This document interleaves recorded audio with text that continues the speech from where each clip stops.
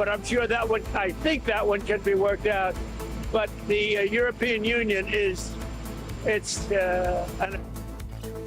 And it's been reported that Keir Starmer met with his vocal coach, an actress, at the height of COVID restrictions. On the 24th of December 2020, families were, of course, prevented from seeing dying loved ones in hospital. But the then Labour Party leader was visited by actress Leonie Mellinger. And the man who fled Wandsworth prison by clinging to the underside of a food delivery lorry, former soldier Daniel Khalife, well, he's being sentenced today for prison escape and spying for Iran. We'll bring you the latest.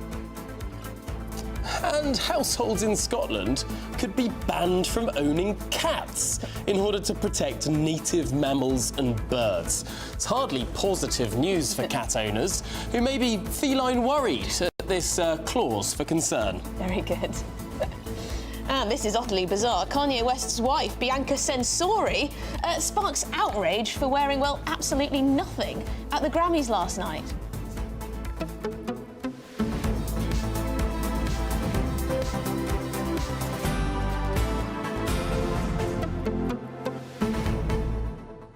Here's a question for you. Oh, go on then. If the largest, most powerful and richest country in the world, the single largest trade partner of the UK, was threatening tariffs on a club of countries, would you want to run towards that club of countries or run away from it? I think it's utterly bizarre. I mean, the optics, the timing, the political decision-making of this just seems so utterly bizarre that Keir Starmer would choose to be seen cozying up. And sorry, this is cozying up. This is cozying up. He does not have to be at this EU Council meeting. He doesn't belong there. We've left the European Union.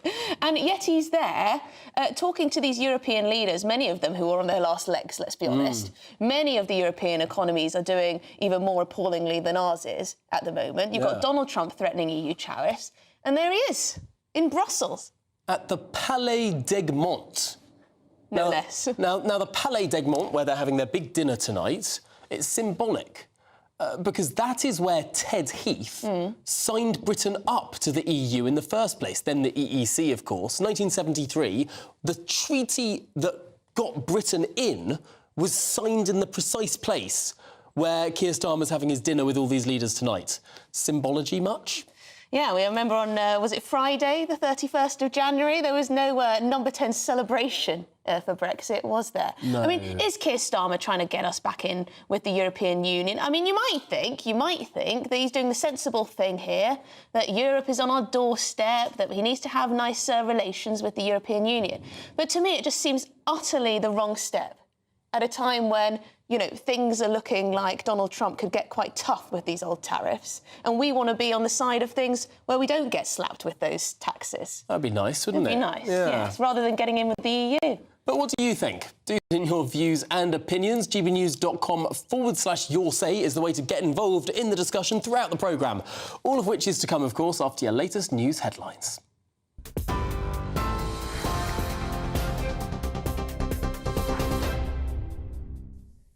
Very good afternoon to you. It is 4 minutes past midday. The top story this hour. Donald Trump says tariffs against the UK are now on the table, claiming Britain is out of line after insisting similar measures targeting the EU are definitely happening. But he suggests the Prime Minister, Sir Keir Starmer, has been very nice and believes a solution can be found. It comes as US tariffs on Canada, Mexico and China are set to kick in tomorrow. Meanwhile, markets have tumbled as investors react to the weekend's announcement. Countries are now planning countermeasures. Well, here's what Donald Trump had to say last night about those tariffs. will definitely happen with the European Union, I can tell you that, because they've really taken advantage of us. And, you know, we have over a $300 billion deficit. They don't take our cars, they don't take our farm products, they take almost nothing. And we take everything from them, millions of cars, tremendous amounts of food and farm products. So the UK is way out of line, and we'll see the UK, but European Union is really out of line. UK is out of line, but I'm sure that one, I think that one can be worked out. But the European Union is, Well, that threat from the US president comes as Sir Keir Starmer's trip to Brussels takes place today, joining European leaders for defence and security talks. He is the first British Prime Minister to do so since Brexit. He's meeting NATO's Secretary-General, calling it part of a reset with the EU. The government insists, though, the UK won't rejoin the single market, but does want better cooperation on crime, on trade and defence. After Brussels, Sir Keir Starmer is set to visit the US in the coming weeks. Ofsted has unveiled its new school inspection report cards set to launch later this year, replacing single-word grades with more detailed assessments. Schools will now be rated across areas like behaviour, leadership and safeguarding, with 5 new categories from causing concern to exemplary. Ofsted says the changes will give parents more meaningful insights, but teaching unions are warning it could increase pressure on schools and worsen the teacher recruitment crisis. The overhaul follows controversy after the death of head teacher Ruth Perry, which a coroner linked to an inspection at her school. Thames Water is heading to court today seeking approval for an emergency cash lifeline as it faces running out of money within weeks. Lenders are offering up to £3 billion in short-term loans to buy more time for a major restructuring. Failure to secure the deal could push the UK's biggest water company towards nationalisation and cost taxpayers up to £2 billion a year. The company's already been heavily criticised for its poor performance and remains under pressure over soaring bills. Former soldier Daniel Khalife is being sentenced today for prison escape and spying for Iran. He fled Wandsworth Prison by clinging to the underside of a food delivery lorry in September 2023. Khalife was caught just days later on a canal towpath and found guilty in November of breaching the official secrets and the Terrorism Act. He passed information to Iranian agents for cash and pledged to stay in the military for decades to help them. Well, submissions are now over. The judge has risen for a short break, and we will, of course, return live to the court for the sentencing remarks as they happen. In sport, Spain's former Football Federation president goes on trial today for sexual assault after kissing the player Jenny Hermoso at the Women's World Cup in 2023. She says the kiss was not consensual and has been testifying on day one of the trial in Madrid. Prosecutors are seeking a 1-year prison sentence for sexual assault and an additional sentence for coercion, which Luis Rubiales denies. It follows protests, political backlash and his eventual resignation. And, well, Beyonce, she has finally done it. She's gone and won Best album at the 67th Grammy Awards in LA, not British, after years of being snubbed. And here's how she summed up that. Congratulations to her. Well, those are the latest headlines for now. I'll be back with you in half an hour. Now, though, for a rendition of Beyonce's full album, let's head over to Tom and Emily.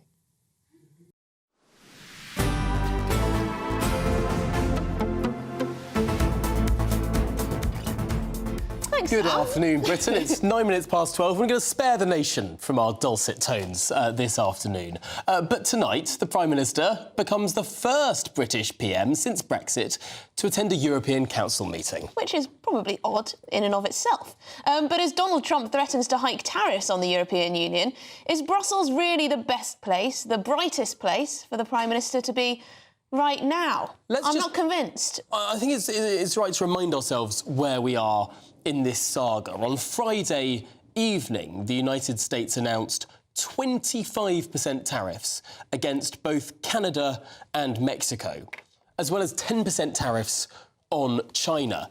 This caused the most almighty disruption in all of those countries and more, because it was in the Oval Office after that formal announcement, while Donald Trump was signing yet another executive order, that members of the press started shouting out other countries to the president and other trade blocs. And the words European Union were thrown at him, and he said, oh, yes, they're getting tariffs too. They're treating us very, very horribly. Do you want the political answer or the truthful answer? And he gave what, in his view, was the truthful answer, that the European Union will be next in the line for those tariffs. Fast forward to overnight Sunday night, and he's asked about the United Kingdom. A lot more equivocation there on whether the United Kingdom is going to be receiving tariffs. The president suggesting that a deal could be done for the United Kingdom to avoid the sort of tariffs that are heading Europe's way. But could our Prime Minister, clearly siding with the European Union, I think it's fair to say, I think it is fair to say that Keir Starmer does appear as though he is siding with the European Union when it comes to the prospect of this sort of global trade war or Trump tariffs. And why is he doing that? Why is he doing that? Is that the brightest thing to do? Could this actually make us more likely to be involved in a trade war of sorts? Will Trump say, well, you're siding with the EU, I'm going to slap you with some tariffs, even though he's got a bit of a preference for us at the moment? This is the thing, and it's a gamble. Will that go away? It's a complete gamble, because obviously people in number 10 think, hang on, the US just tore up its deal with Canada and Mexico. Are they a reliable partner? Even if we sign a deal with them, could they just tear it up? True. That is a consideration. Well, we're joined now by our political editor, Christopher Hope, who's travelled over to Brussels this morning. Christopher, just give us an idea of what the agenda is today for Keir Starmer, because it does seem awfully odd that he's chosen today to be at this EU Council meeting. It's certainly odd. It's not normal for a UK PM to be at this event. The last time was in 2020, so it's the first meeting in 5 years of the UK Prime Minister with all EU 27. That's tonight in an informal dinner. It's a very grand place called the Palais d'Egmont, which is where Ted Heath actually signed the treaty to join the European Economic Community back in January 1972, which I'm sure you both remember, a long time ago. So it's a symbolic meeting tonight for the Prime Minister, Keir Starmer. Right now, though, we're expecting him here in NATO, in Brussels, the NATO headquarters. He's meeting with Mark Rutte. He's the NATO Secretary General. That meeting happens shortly. And then there's a press conference around 3:30 p.m. Your time. Keir Starmer is stressing the need for defence cooperation. That's how he's resetting this relationship with the European Union. They're discussing plans for the UK-EU defence and security partnership. He's urging allies to step up and shoulder more of their burden to keep Britain safe. We have a statement from the Prime Minister. He says he's here to work with our European partners on keeping up the pressure, targeting the energy revenues and the company supplying his missile factories, that's Putin, to crush Putin's war machine. Security, number 10 tells us, is one of the foundations for his plan for change. But having said that, they are looking at doing how they can go further on cross-border crime, illegal migration, and delivering growth and security at home, and strengthening the partnership with the EU to drive growth. Growth is the all-important thing. So in a sense, the UK's security apparatus and our connections to America being that special relationship, that's what the EU want more of, but we won't get anywhere near trade here. Of course, what they really want to talk about is fisheries and maybe possibly a freedom of movement plan for the 18 to 30-year-olds. That may happen tonight. There'll be some what they call brush-by meetings, meeting someone by chance in quotes in a corridor. We'll get a readout on later. But the meat of today is meeting with the NATO Secretary General Rutte and seeing where that takes the PM. This is, of course, a difficult time in international relations. Many countries, sort of almost deciding which team to pick.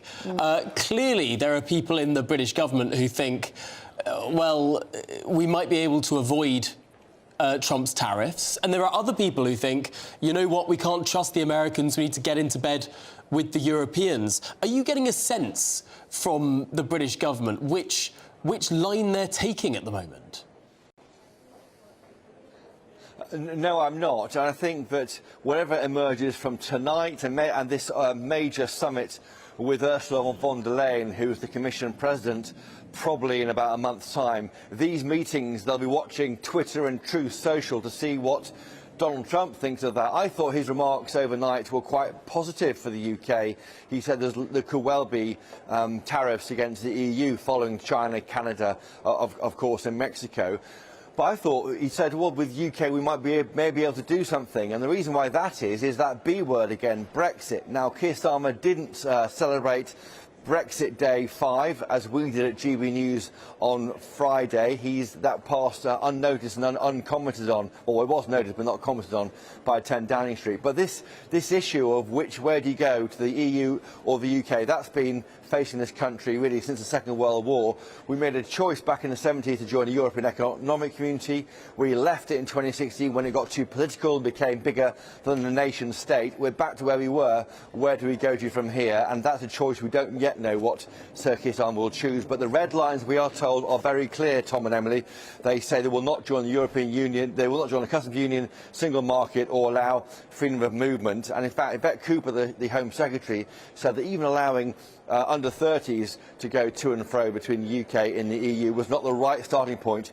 We need to bring net migration down. So they recognise that allowing young people to travel between the UK and EU will not help tackle those ballooning net migration figures under the Tory government. OK, well, Chris Hope, live from Brussels. We'll be catching up with you a little bit later in the programme. Thanks very much for joining us and following the Prime Minister's exploits. Absolutely. Well, we can bring in the Liberal Democrat MP and the party's spokesperson for Women and Equalities, Christine Jardine, on this. Christine, at the moment, Donald Trump is threatening tariffs on the European Union, and on the same day, our Prime Minister, the British Prime Minister, is at an EU Council meeting, despite the fact that we've left the European Union. I mean, if I was Donald Trump, I'd be thinking, well, Keir Starmer's wanting Britain practically to be back in the EU. Good afternoon, first of all. I think Donald Trump is a bit wiser than you're giving him credit for. He knows that we have to trade with people across the globe, and that this is part of rebuilding what has been a very damaged relationship with the European Union by Keir Starmer. Now, what he chooses to do in terms of rebuilding that relationship, of course, is something that the Labour Party and the Labour government would decide. But what we've been calling for is for the Office of Budget Responsibility to do an analysis on the damage that's been done to the UK economy, because you mentioned the anniversary last week, and all the coverage of the anniversary showed how the majority of people in this country now feel that it hasn't worked the way that people said it would, and we haven't got the benefits that were claimed.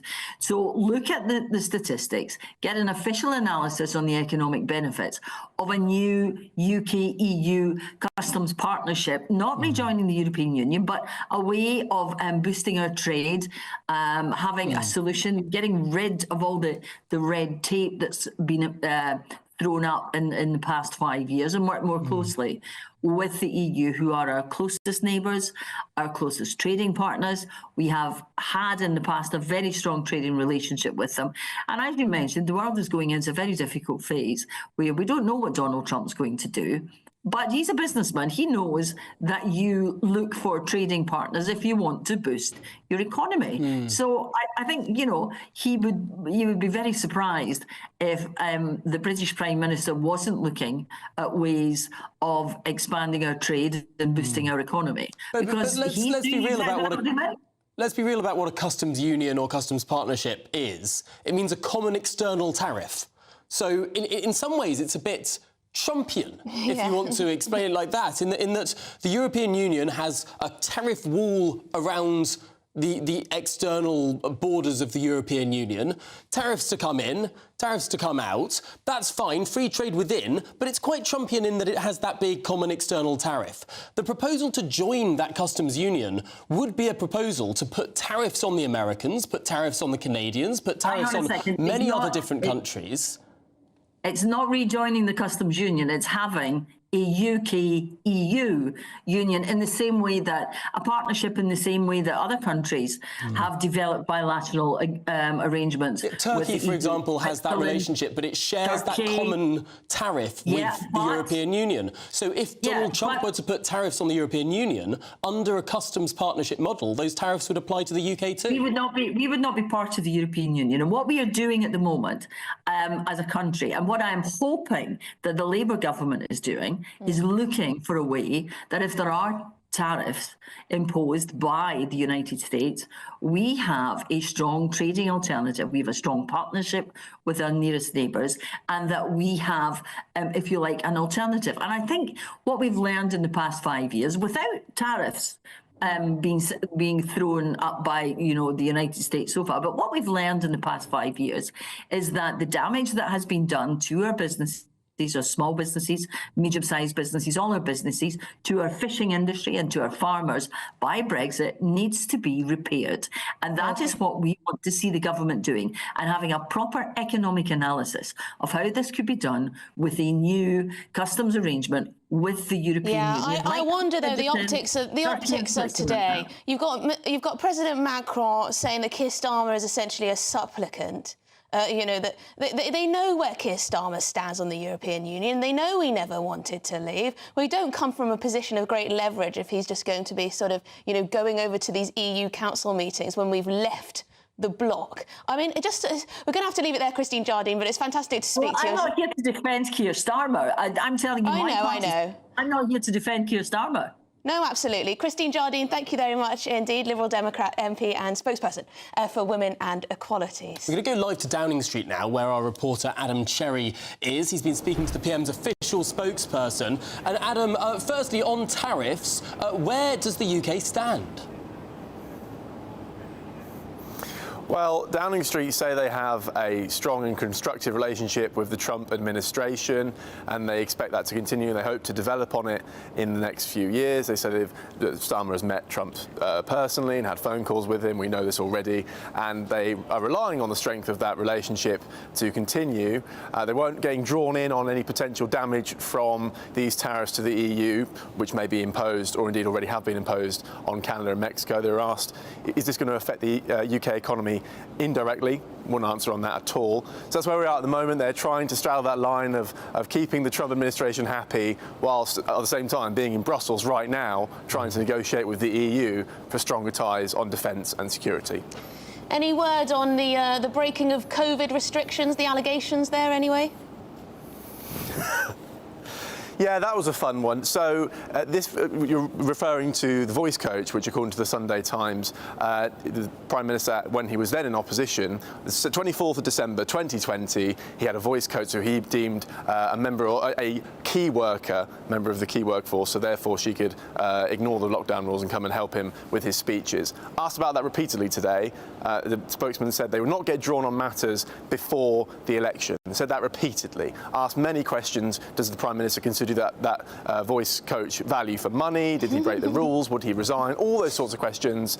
This is number 10 spokesperson, not getting drawn on any of it, which does raise the question, well, is everything basically off the record before the 4th of July? Is it all irrelevant? Someone also pointed out that Louise Haigh had to resign for matters before July the 4th, so clearly it does matter somewhat.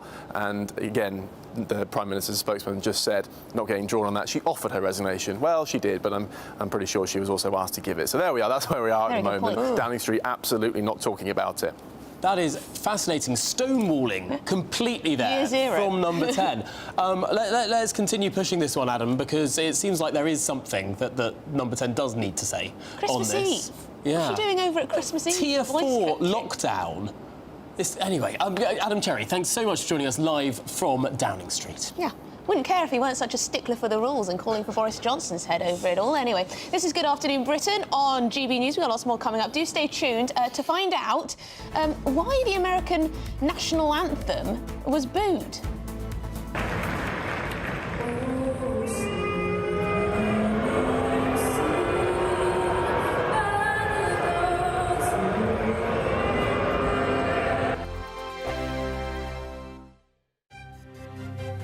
GB News Breakfast, every day from 6 a.m. Have you noticed that more and more stores are closing? Well, last year, apparently 13,000 stores closed for the last time on the high street. Well, experts warn the worst is still to come for our small businesses. Well, let's talk to retail expert Jeremy Baker. Good morning to you, Jeremy. How bad is it and what can be done? Well, nothing can be done about it. Retail is like that. It's a boom and bust operation. So last year, let's say you had a shop and it was booming, This year, the consumer can just change their mind. They don't need to come back to your shop ever again. Well, it is sad, Jeremy, because our high streets are the beating heart of our communities, aren't they? And for many people, I know I can relate to my high street, it is such a depressing sight, walking down there and seeing them all boarded up and closed down. But how often do you walk down that boarded up high street? I think people move on to something else. The online world is very big. Yeah. And lots of other things are very exciting.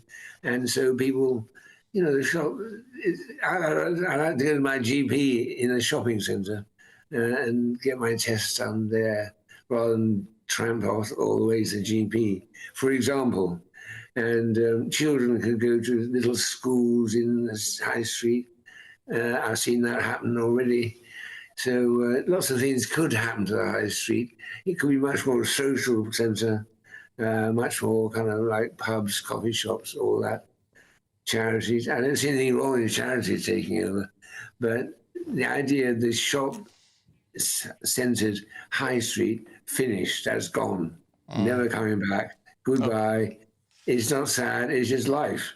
GB News, the People's Channel.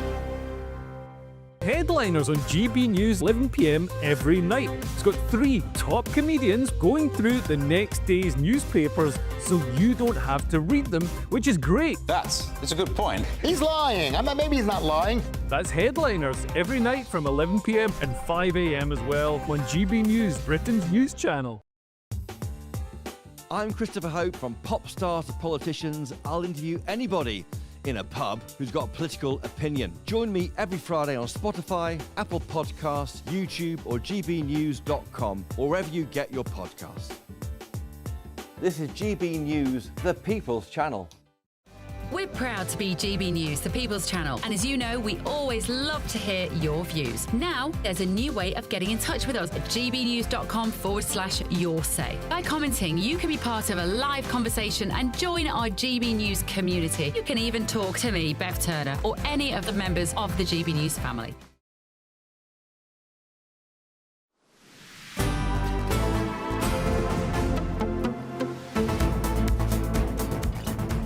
Good afternoon, Britain. It's 28 minutes past midday. Now, could the United Kingdom be spared from Trump's new tariff war?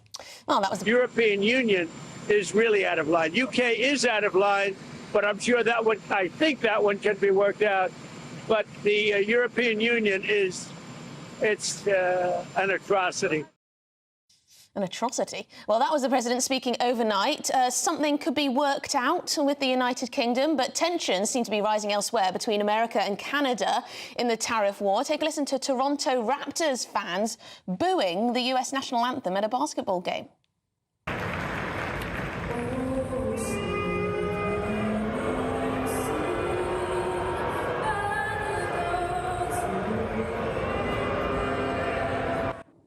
Yes, the 25% tariff sent shockwaves through Canada over the weekend. But how is that country responding? Delighted to be joined now by the former advisor to the former Canadian Prime Minister, Stephen Harper, Andrew McDougall. Andrew, thanks so much for being with us today. I mean, Canada is in a state of shock right now. Yeah, that's the right word for it, Tom. It is shock. It is if your happy marriage, your best friend, pick your analogy, woke up one morning, decided to punch you in the face and take your lunch money and leave you for dead. That's what it feels like for Canada. This is the most successful relationship between two sovereign nations the world has ever seen, I would argue. And the president has decided to throw an enormous spanner in that works. And is this a war between Trump and Canada, or is it between Trump and Trudeau? Because he's accused Trudeau of being a failure, essentially, and endangering the United States. What's he accusing your country's leadership of? Well, it depends, Emily, what day of the week it is. Some days it's the fact that there's too much fentanyl coming across the northern border. Some days it's migrants. Some days it's not enough defense spending. Some days he just wants the 51st state, as he calls Canada. He wants Wayne Gretzky, a former hockey player, to be the governor of that state. So trying to apply rationality or reason to the workings of this president's mind, I think, is an exercise in futility. And all Canada can really do is take the policy moves it should be doing anyway, which I would argue is increasing spending on defense and trying to lower internal barriers to trade, and try to ignore the rest if you can. This is the real difficulty with this entire, well, even if there is a negotiation going on, which we're not sure, because currently your parliament is suspended in Canada. Trudeau prorogued parliament when he resigned. No politicians can pass any legislation until there's a new prime minister in place. So it's probably the worst possible time for this stuff to be happening. And yet, what is the starting place for this negotiation? Because Trump clearly wants Canada to be the 51st state, although we're not sure if that's a joke or if that's true. And it's very hard to see how, like with some other countries where tariffs have been threatened and in return illegal immigrants have been taken, for example, clear quid pro quo, very hard to see what's going on with Canada. Yeah, no, and that's why we're in this state of shock, Tom, is if you look at the deep integration between the two economies, pick the auto sector, just to pick one, the product will go back and forth across the border 4 or 5 times before it's completed. And to throw any friction in that process would deeply upset the North American economy. And it's akin to trying to rip out your nervous system out of a living body. It's just a very difficult and stupid thing to do, which is why nobody's done it. And to your point about what's the negotiation, you remember in the first Trump administration, there was a renegotiation of the North American free trade agreement, and Trump declared victory there. And as we've seen, he's decided, well, that's not enough. And again, to my earlier point about trying to find rationality in his behavior, you know, it's almost a mistake to apply traditional statecraft to this particular president. And you'd probably do just as well with every Canadian in Hollywood leaving the film sets that they're on and sports teams stopping to play and doing things that are a bit unorthodox instead of looking for levers, as the Canadian government is doing with dollar-for-dollar response to the tariffs, starting with $30 billion in U.S. goods. But that will ultimately, as tariffs do, make things more expensive for Canadians, just as Trump's actions are making everyday items more expensive for Americans, and that pain will start to filter through. Andrew, though, it's being reported, Trump said himself that he's going to speak to Trudeau today, so there will be some talks going on, hopefully. Yes, he said all these mad things, you know, in the media and elsewhere. Perhaps it can all simmer down a little, you know? He's put across, he's going to make a few demands. Trudeau will have to obviously respond, and then hopefully they'll meet in the middle somewhere. Well, yeah, Emily, it'd be nice to think that things are that polite, but really, do you do that to your best friend and the people that have done more for you, whether that's in Afghanistan, the war on terror, the world wars? Pick your fight that the States has been in, Canada's been there. And if the example you want to send to everyone is that we will act on whims and be silly about this, to your very best friend in the world, what are you really saying to the world? It's don't trust us, you can't rely on us. And the global order that we've all enjoyed as the West, with the US leading, starts to become a more fragile thing. And who's the beneficiary there? It's certainly not the United States or Canada. What I found extraordinary about this is some analysis this weekend. This is going to push up the cost of American gas by 10%. I mean, this is if you're talking about punching yourself in the face, I mean, I think I'm right in saying there's no Canadian gas pipeline that goes east to west. All of them go down through America before going back up into Canada. It's such an intricated economy. But just finally, in a word, if you would, we've got very little time. There's a Canadian election coming up. Is this going to impact it? Oh, 100%. This will be the election. And as you noted, we are hamstrung by not having our parliament sitting and having a lame duck prime minister. So the sooner an election can happen, the better for Canadians. OK, well, Andrew McDougall, really appreciate your time. Former advisor to the Canadian Prime Minister, Stephen Harper. Very interesting. We've run over a little bit. Let's get straight to the news headlines.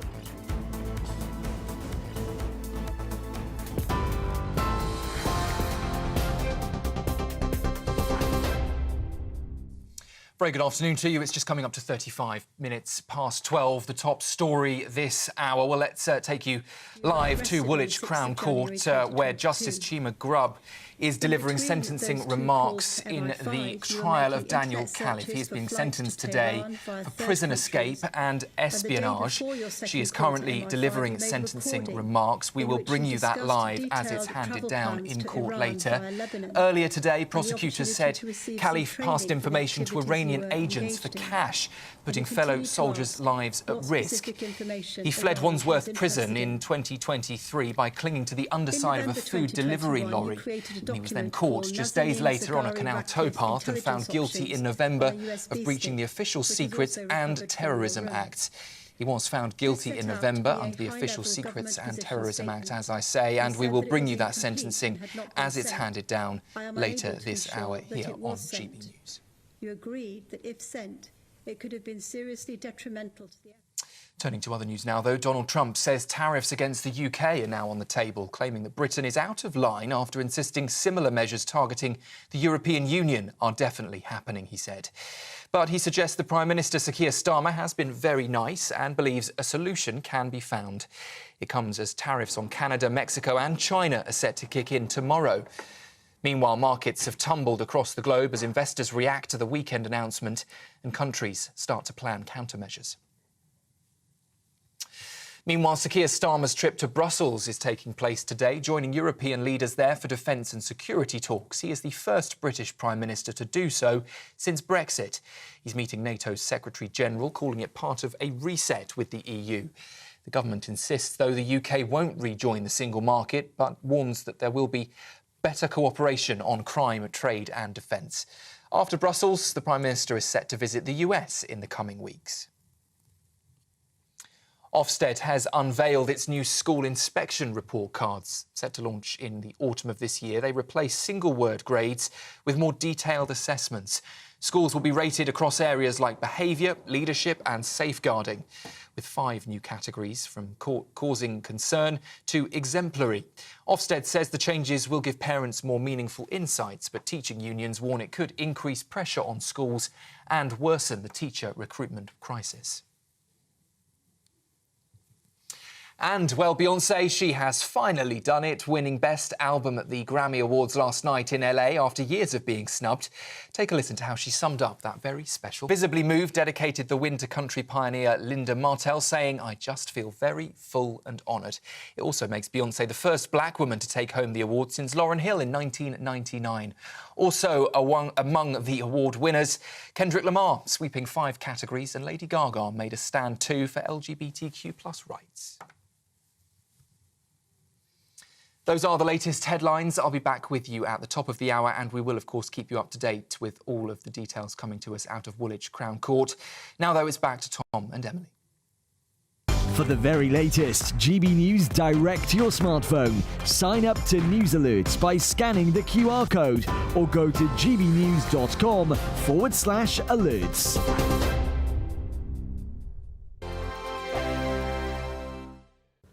Yes, it's time for your latest weather update from the Met Office here on GB News.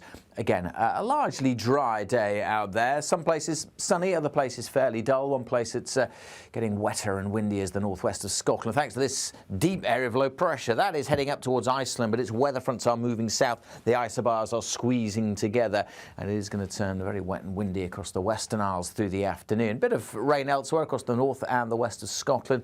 Much of England and Wales and Northern Ireland staying dry, but some drizzly conditions just extending over the Midlands, parts of central southern England, maybe into the southeast by the end of the afternoon. Some brightness following on behind for South Wales, southwest England, bit of sunshine here, but most places cloudy with that thickening cloud just edging its way eastwards. And that weather front's bringing wet and increasingly windy weather across the northwest of Scotland. Staying dry across Aberdeenshire down to the borders through the evening rush hour, but elsewhere that rain will be moving in and the wind's really picking up. Most of Northern Ireland also having a dry evening rush hour, but some of that rain just creeping into parts of the west. England and Wales generally dry and fine. I'd say maybe a bit of drizzle heading its way across parts of east and west Sussex at times through the evening, but it'll be pretty light and soon fizzle out. Could turn quite murky again through the night across the southeast. It's going to turn wet through the central belt and across Northern Ireland during the evening time. That rain will creep into northwestern England, northwestern parts of Wales by the end of the night. Much milder night than last night, with temperatures mostly holding 5 or 6 degrees above freezing. But a very different start tomorrow. Pretty soggy through the central belt across much of northern England, north and west Wales. That rain will be creeping in, but clearing from Northern Ireland, so it does turn brighter here. The rain will spread across southwest England, South Wales as we head through the day. Much of eastern England staying dry. Behind it, turning brighter, but with some blustery, gusty showers. Bye for now. The latest GB News travel. Good morning, I'm Russell Holding. On the Isle of Lewis, the A866 is closed in both directions west of Stornoway Airport because of strong winds. And Perth and Kinross, the A989 is closed each way along Tay Street in Perth because of flooding. On the M8 in North Lanarkshire, the eastbound exit at junction 6A. The A73 at Newhouse is closed for an investigation causing queues. In Glasgow, the A77 is closed each way along Pollock Shores Road and Eglinton Street in Pollock Shields because of a burst water main. In South Yorkshire, the A630 is closed each way along Trafford Way off the A19 Markets roundabout in Doncaster for an investigation. On the M6 in Warwickshire, there's a lane closed southbound after an accident between junctions 2 and 1 from Coventry to Rugby, causing delays. And on the M4 in Newport, 2 out of 3 lanes are closed eastbound after an accident between junctions 27 and 26 from High Cross to Malpas Road, causing queues. That's the latest. You can stay up to date throughout the day by visiting our website, gbnews.com.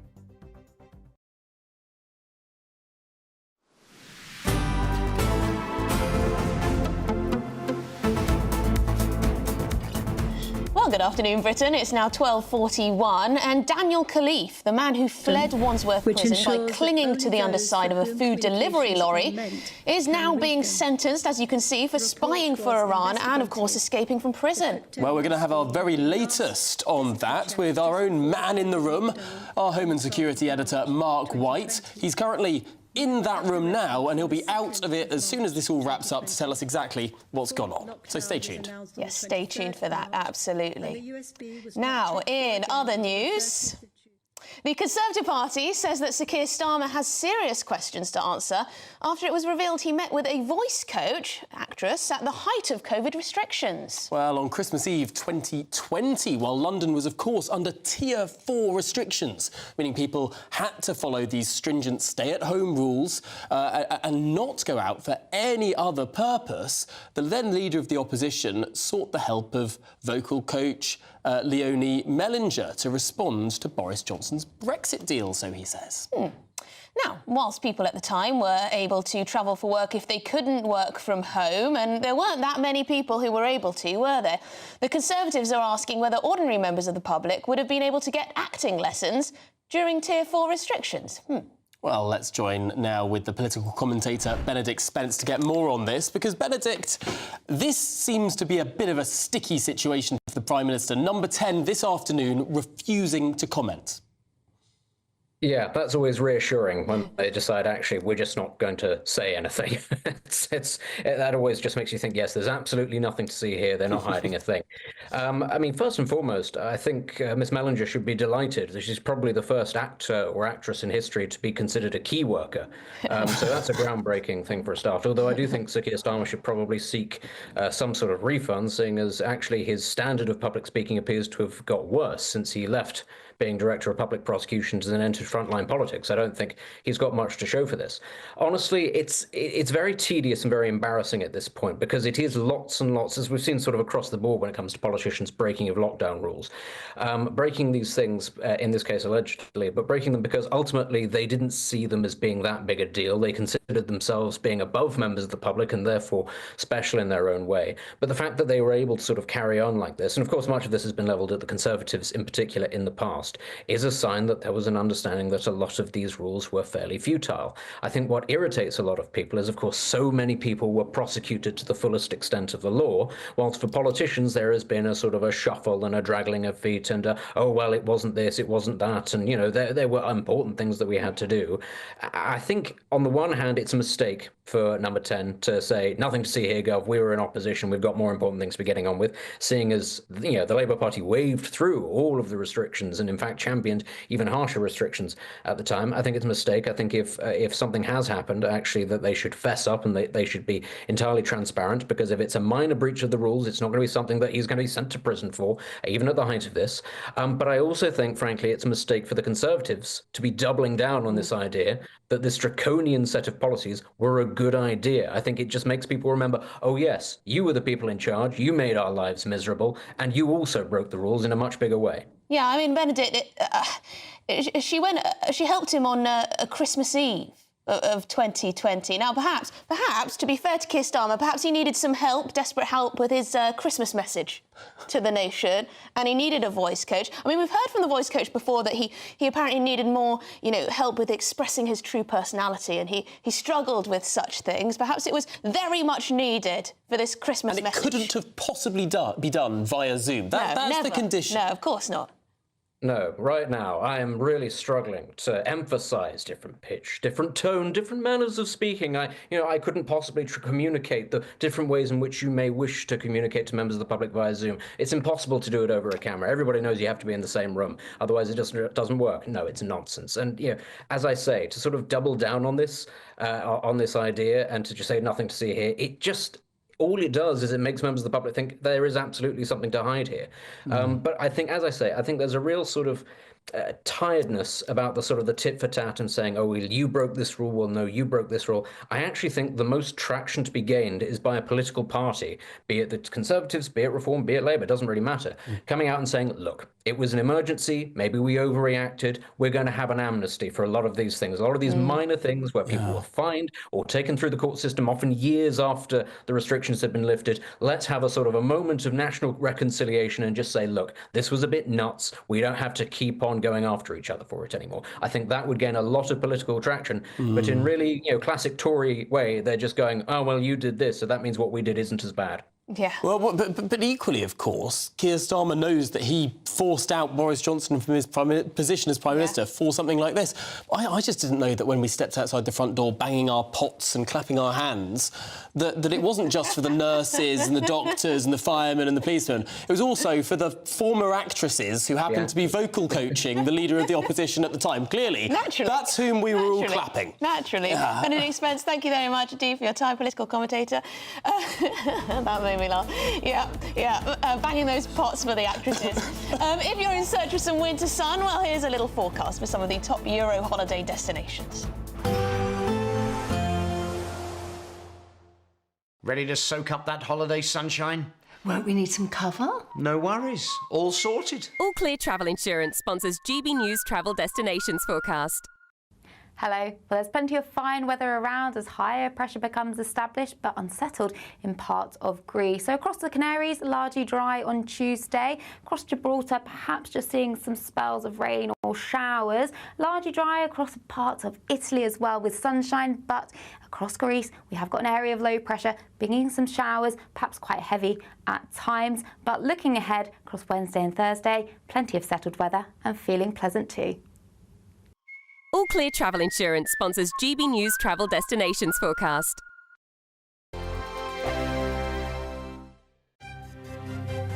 GB News Breakfast. Every day from 6 a.m. Now, we're going to introduce you to Liam Wildish. Liam, well, I'd like to think he's a friend of mine because I follow him on Instagram, on TikTok there as well. You're a big fan, aren't you? Big fan, because there's what he does. He's a cleaner. He cleans signs. But the thing is, he's not employed by councils or whatever. He does this voluntarily. And you sort of think to yourself, well, who cleans these signs? Why have these signs been allowed to get into this terrible state of disrepair and filthiness? So basically, long story short, about 6 years ago, I used to be a window cleaner. In the community where I lived, I noticed all of the road signs were filthy, and I was perfectly equipped to clean them. So basically, I cleaned the road signs as a bit of a thank you to the community and sort of make a little bit of awareness of my window cleaning business at the time. Sort of cleans up the area, makes the road safer, and that's kind of how that started. And people found it like a really satisfying sort of approach.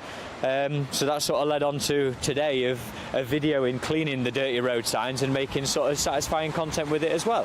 What is the equipment? What have we got here? So this is a water-fed pole system connected to a backpack, which is what feeds the water through the end of the brush there. It's perfectly equipped to basically remove this green dirty, it's like a mildew build-up that you get on the signs. As you can see, this is like extremely effective at removing so. So GB News viewers, if they spot a particularly grisly sign in their area, then they can get in touch. They can do, yeah. And Liam Wildish, the sign guy, can sort you out. If you find Liam the sign guy online, drop me a message, let me know. and I'll add you to my list of places. GB News, the People's Channel. Good Afternoon Britain isn't just about us. The wonderful thing about this programme is it's about everyone watching. It's an interactive programme. Well, there absolutely is something to see here, and we're going to be talking about it more. Whether it's breaking royal news, Will, please bring us up to date, or indeed a particularly punchy speech in the House of Commons. Very, very curious. We bring it to you live, and then we bring you live reaction as well. That's Good Afternoon Britain, weekdays from midday. Only on GB News, the People's Channel, Britain's news channel. It's Patrick Christie's Tonight, and here we do things differently. It's explaining the absolute madness of this, doesn't it? It's explosive. I mean, this is very good. It's lively. 850. Your government sat there, Sean, and it did nothing. It's controversial. And the Middle East has been in turmoil since before I was born. It's everything you need to kickstart your evening. Everyone's had their Weetabix tonight. I love to see it. That's Patrick Christie's Tonight, weeknights from 9 p.m. Only on GB News, the People's Channel, Britain's news channel.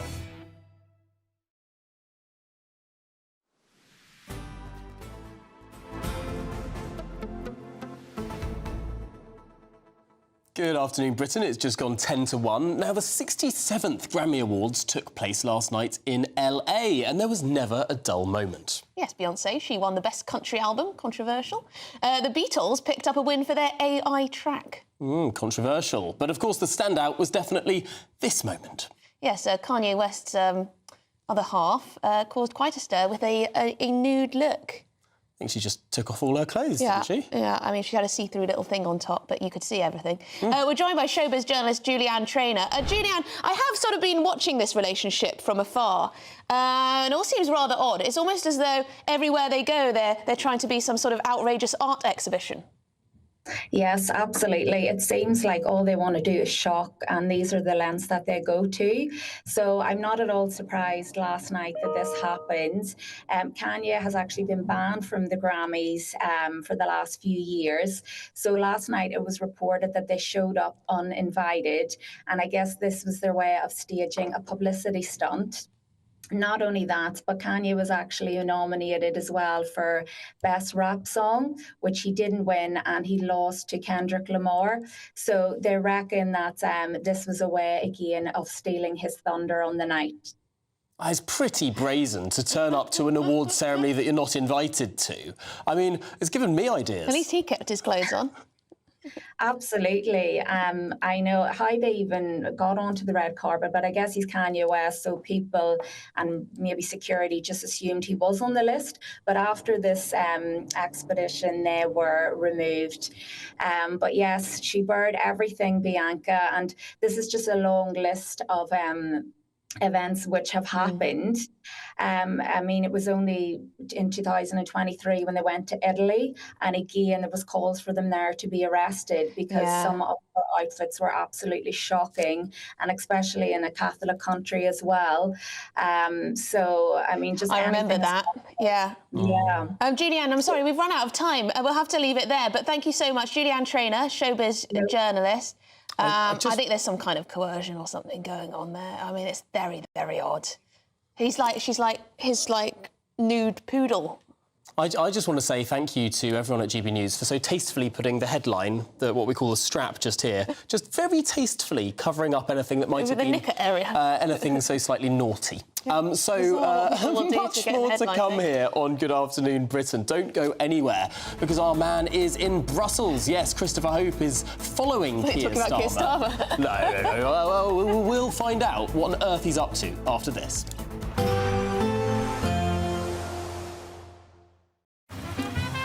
Despite the morning rain, it'll be a nice, warm, cosy day ahead.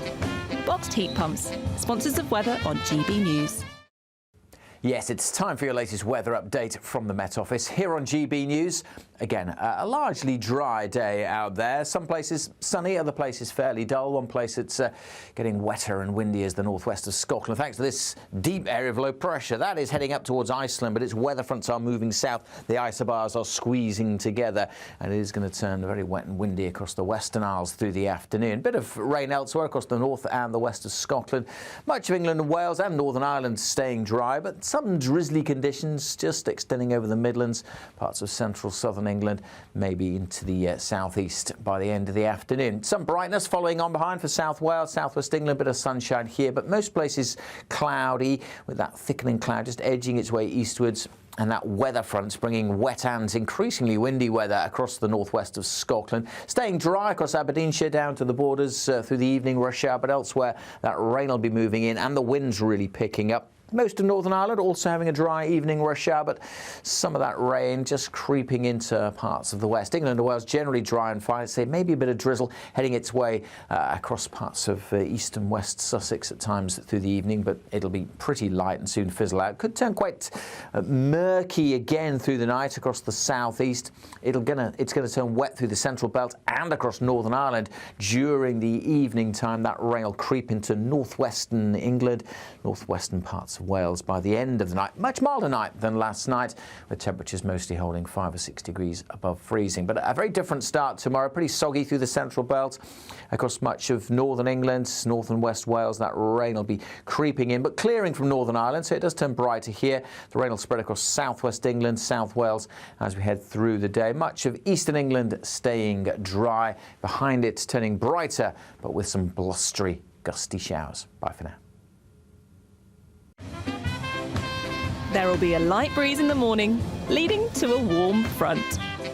Boxed heat pumps, sponsors of weather on GB News. We're giving you not one, but 2 chances to win this month, with 2 prize bundles that include an incredible £10,000 in tax-free cash. But that's not all. You'll also get a brand new iPhone 16 and a £500 shopping voucher to spend at your favourite store. So why not be extra lucky this month? For a chance to win an iPhone, vouchers and £10,000 in cash, text cash to 63232. One entry costs £2 plus 1 standard network rate message, or text bonus to 63232. 5 entries cost £5 plus 1 standard network rate message. Go to gbnews.com/win. Entries start from just £2. Call 0903 681 3232. Calls cost £2 plus your network access charge, or post your name and number to GB11 PO Box 8690 Derby DE1 9TT. UK only. Entrance must be 18 or over. Lines close at 6 p.m. on the 7th of March. Please check the closing time if listening or watching on demand. Good luck. This is GB News, Britain's news channel. We were talking earlier about the issue of Siri listening to you. Well, it's not just your own conversations being sort of harvested for data, but it's a problem with AI. So what seems to have happened yesterday is that Apple issued a alert saying that Luke Littler had won the darts before he had. I mean, imagine what would, if he then gone on to lose, how that would have looked. I mean, obviously, because he went on to win, at least they got the story right, but before it had happened. So what it seems to happen is that the AI farms existing stories, and what it has done, that's the alert. We can see the alert there now, and it also claiming that Brazilian tennis player Rafael Nadal had come out as gay, when actually a different Brazilian tennis player was actually mentioned in the original story. So what it does is you see that's branded as BBC Sport. What the Apple AI system does is it farms alerts that it thinks people are getting from the source, and then summarises them into one. That's going to be my question. Into one alert. It looks to me like you would assume, OK, the BBC are reporting this. Absolutely. So the BBC GB News might be saying something else. So it could happen to any news organisation. This has highlighted a massive issue. I mean, having editorial judgment and quality control, because if this is going on, it's just contributing to the flow of misinformation. Yes. And we know that this is a problem on social media, people reporting false things. But if it seems to come from trusted news sources, that is a massive issue in credibility. I mean, if you had something like Reuters, who's a big news provider, doing this, you could hold people accountable, you could make changes, but when it's the AI doing it, I mean, what do? You're going to have to reprogram it in some way. And if you just lost control, if you're a news source, you've lost control of what goes out, because it basically farms it, puts your logo on it, and sends it out, even when it's nonsense. GB News, the People's Channel.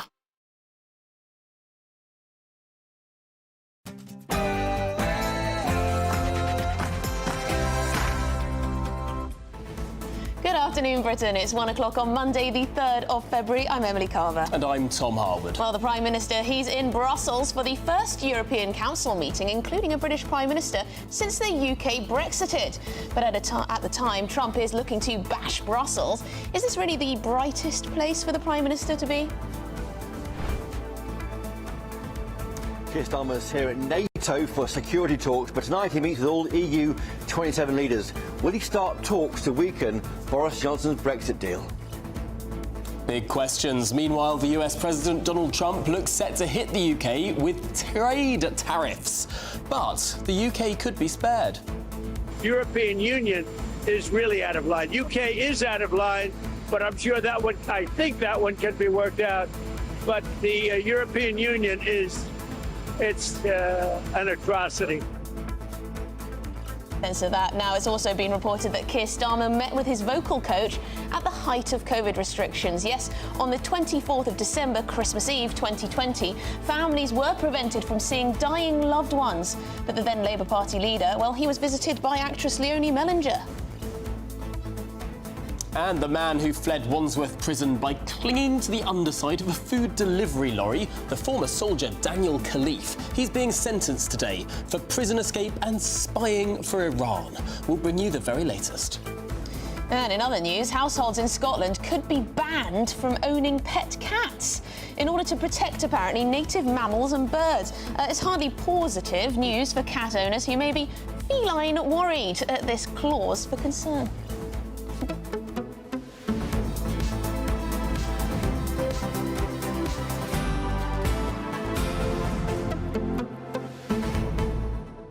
The SNP are nuts if they do that. Banning cat. I just can't quite understand why you'd prioritise mice on the street above pet cats. Is that what this is about? The cats are killing too many mice? It's the wildlife in the local area. That's the concern that's brought forward. There are some ideas like cat curfews and others that stretch as far as a cat ban. I mean, seriously, you know, crime is out of control in some of our cities and towns, and this is under consideration. I mean, seriously. I saw one commentator write today, perhaps it would be easier for the SNP to just ban everything and provide a list of the things that aren't banned at this rate. Because, my goodness me, you want to buy alcohol in Scotland after 10 p.m? No, you can't. Oh, I think it's 9 p.m. now. You can't. You can't buy it in the morning either. You can't buy it in the morning either. There are so many things that you simply cannot do in Scotland. You can't buy trifle before whatever o'clock in the morning. Me. A little bit of alcohol might get you woozy. But we're going to go straight to your headlines now because we've got some breaking news for you.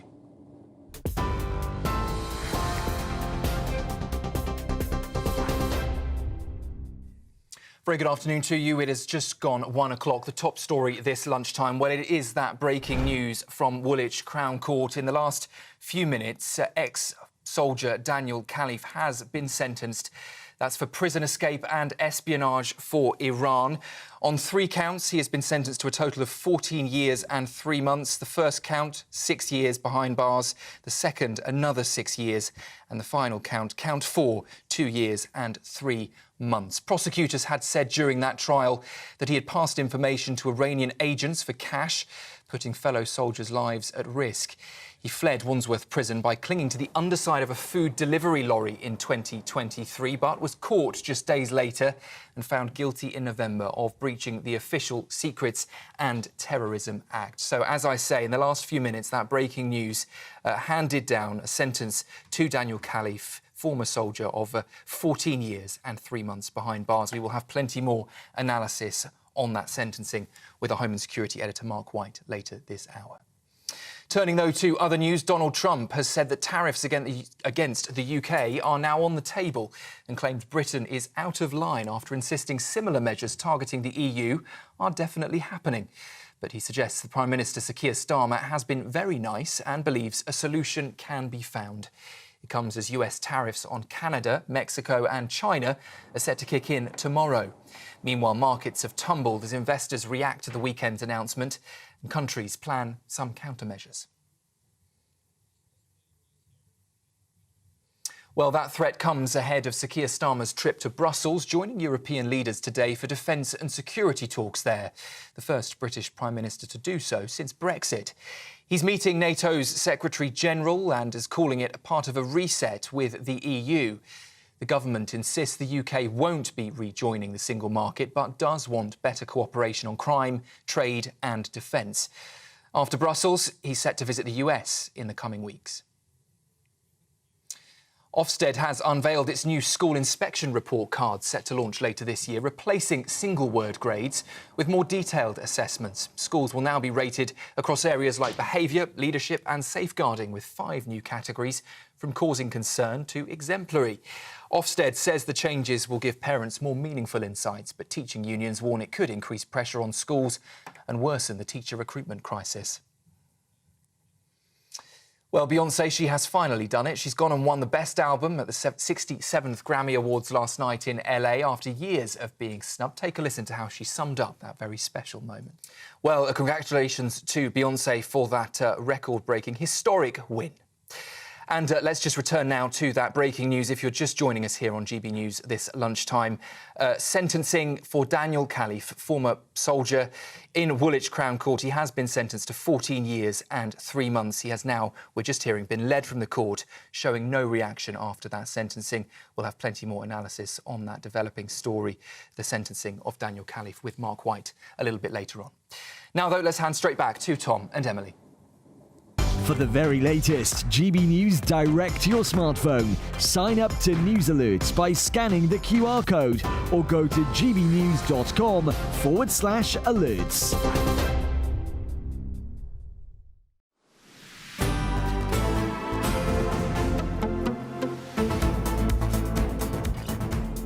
Good afternoon, Britain. It's 7 minutes past 1. Now, as we've been hearing in the last few minutes, the former soldier Daniel Khalife has been sentenced to 14 years and 3 months in prison for spying for Iran and escaping prison. Yes, our Home and Security editor Mark White is at Woolwich Crown Court for us now. Mark White, bring us up to date. Well, he has now been sentenced. 14 years and 3 months is the total combined sentence for this former British Army soldier. Justice Chima Grubb, who was passing sentence on Daniel Khalife, said that he had started out with promise in the British Army back in 2018, but became a dangerous fool, that he was motivated by a selfish desire to show off. He, within months really of joining the army back in 2018, had reached out to the Iranian state, an intermediary to begin with, before eventually being handed on to a specific handler who dealt with him over more than 2 years, regularly making contact with this Iranian handler and passing on information. The exact contents of all the information that he passed on will not really be known, because a lot of it was on the messaging app Telegram and quickly deleted afterwards. But at least some of the information that authorities know about were names relating to some key members of the armed forces, including members of the special forces, such as the SAS and the SBS, the Special Boat Service. And the judge said that as far as the potential harm, there was undoubted harm by passing such information on to the Iranians. To have those names publicly known could put those service personnel at risk, could mean that those service personnel might have to withdraw from, their dream career because of the actions of this young man. Now, in mitigation, the defence team for Daniel Khalife said that he wasn't motivated by malice, greed or religious fervour, that this was a man who was disappointed that he had originally wanted to become a member of the Special Forces himself, but was not able, he understood, to qualify for that because of his Iranian heritage. His mother was British Iranian, his father is a man who is British Lebanese, and as far as the sort of vetting procedures are concerned, Daniel Khalife was led to believe that he would not have been able to pass the vetting, the very strict vetting procedures that would have allowed him to go into sort of more sensitive areas. So according to the defence teams, that decision to reach out to the Iranians was born of frustration and a desire on his part to become a double agent. He had reached out to MI6 and to MI5 a number of times, saying that he had been in contact with the Iranians. That wasn't taken seriously initially by MI6. Eventually, when he telephoned MI5, well, a couple of months after that, he was arrested. So this young man, a promising career as a soldier, now behind him in tatters, is in prison, sentenced to 14 years and 3 months. Quite a hefty sentence there. Well, Mark White, thank you very much for bringing us the very latest on this case. That was so dramatic, wasn't it, when he managed to escape from prison? Yeah. Massive manhunt. Big questions, frankly, for how secure our blooming prisons are. Well, absolutely. I He just went under a lorry, didn't he? He did, and there is a serious point here, because there was a question asked in Parliament, a written question, by the Shadow Justice Secretary, Robert Jenrick, last week, which asked about upgrades to prisons like HMP Manchester, the highest security prisons in the land. Now, they don't have netting over their windows, and currently the criminals are having drugs delivered in, weapons delivered in by drone. The government isn't fixing the windows for 1.5 years. It's not until mid-2026 that there is going to be netting placed over these windows. Why? Because they need to apply for planning permission from the council to approve structural changes to the prison. I knew it would be about planning, Tom. It is I knew it would be about insane. planning. I knew it would be about planning. You know, we could be talking about anything in the world, but those planning regulations... But there are weapons and drugs going into our prisons because the government can't fix the prison without asking the local council and then consulting, rounds of consultation. Is this going to be in keeping with the local area? Oh, God, it makes me sick. Makes you sick. Yeah. Why do we even need windows, eh? Yeah, anyway. brick them up. Anyway. Tonight, Sir Keir Starmer will become the first British Prime Minister since Brexit to go along and attend a European Council meeting. But as Donald Trump threatens to hike tariffs on the EU, is Brussels really the best place for the Prime Minister to be right now? Well, we're joined by our political editor, Christopher Hope, who is in Brussels. Christopher, is this the best place for the Prime Minister to be right now? Hi Tom, hi Emily. Yeah, welcome to NATO headquarters. Well, the first part of his visit here, the PM is meeting with Mark Rutte, who is the Secretary-General of NATO. They're talking about closer security and defence alliances. The PM will say that he wants our closest allies to step up and shoulder more of the burden of keeping Britain safe. He said in overnight remarks released to us, he's here to work with our European partners on keeping up the pressure, targeting the energy revenues and the companies supplying his missile factories to crush Putin's war machine. Security is a plan for change, and that's the way, I think, that is the foundation upon which Sir Keir Starmer has sought to rebuild relations with the European Union. He wants cooperation on shared threats and go further on working together to combat, of course, cross-border crime. Bringing migrants here illegally is a big issue. Stop the boats, of course. Remember that from Rishi Sunak's time in government. He wants to strengthen partnerships, and that's how he's hoping to get tiptoe closer to the European Union.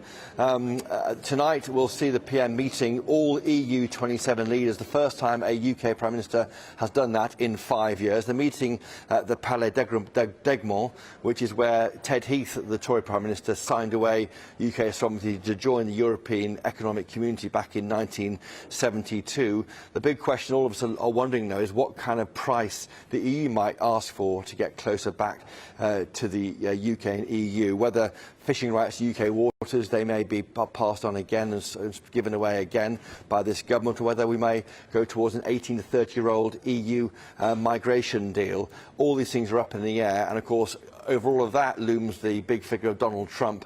He said, didn't he, in Washington overnight, that he was going to definitely happen in terms of putting tariffs on Europe. Although I thought it was interesting what he said about the UK. He said the UK is out of line, but I think it can be worked out. That is a Brexit dividend, whether the Labour government will want to admit that or not.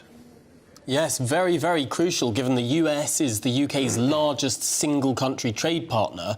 I mean, it could be the case that Europe gets 25% tariffs across the board and we escape that. Have you got any wind from Number 10 in terms of their positioning around this issue? Is this fabled meeting between Trump and Starmer going to take place this month? That's in coming weeks, we understand. I think there's a bit of a queue. We're waiting, of course, for Peter Mandelson to be sworn as the ambassador to America. Hasn't happened yet, although there's some early reporting last week. It's in a bag. I've been told by senior sources it's not yet in the bag. It will wait until that's accepted by Donald Trump. Looks like it's going to go ahead, and after that, the meeting will take place with probably Sir Keir Starmer flying to Washington.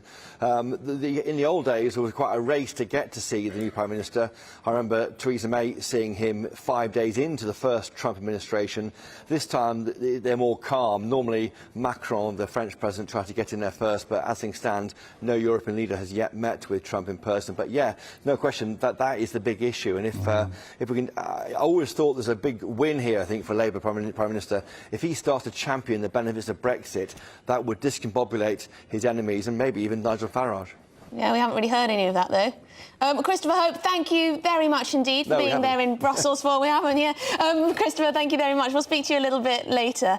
Right, well, we are joined, I believe that was, former Conservative MP and now Reform UK member Marco Longy. Marco, thank you very much indeed.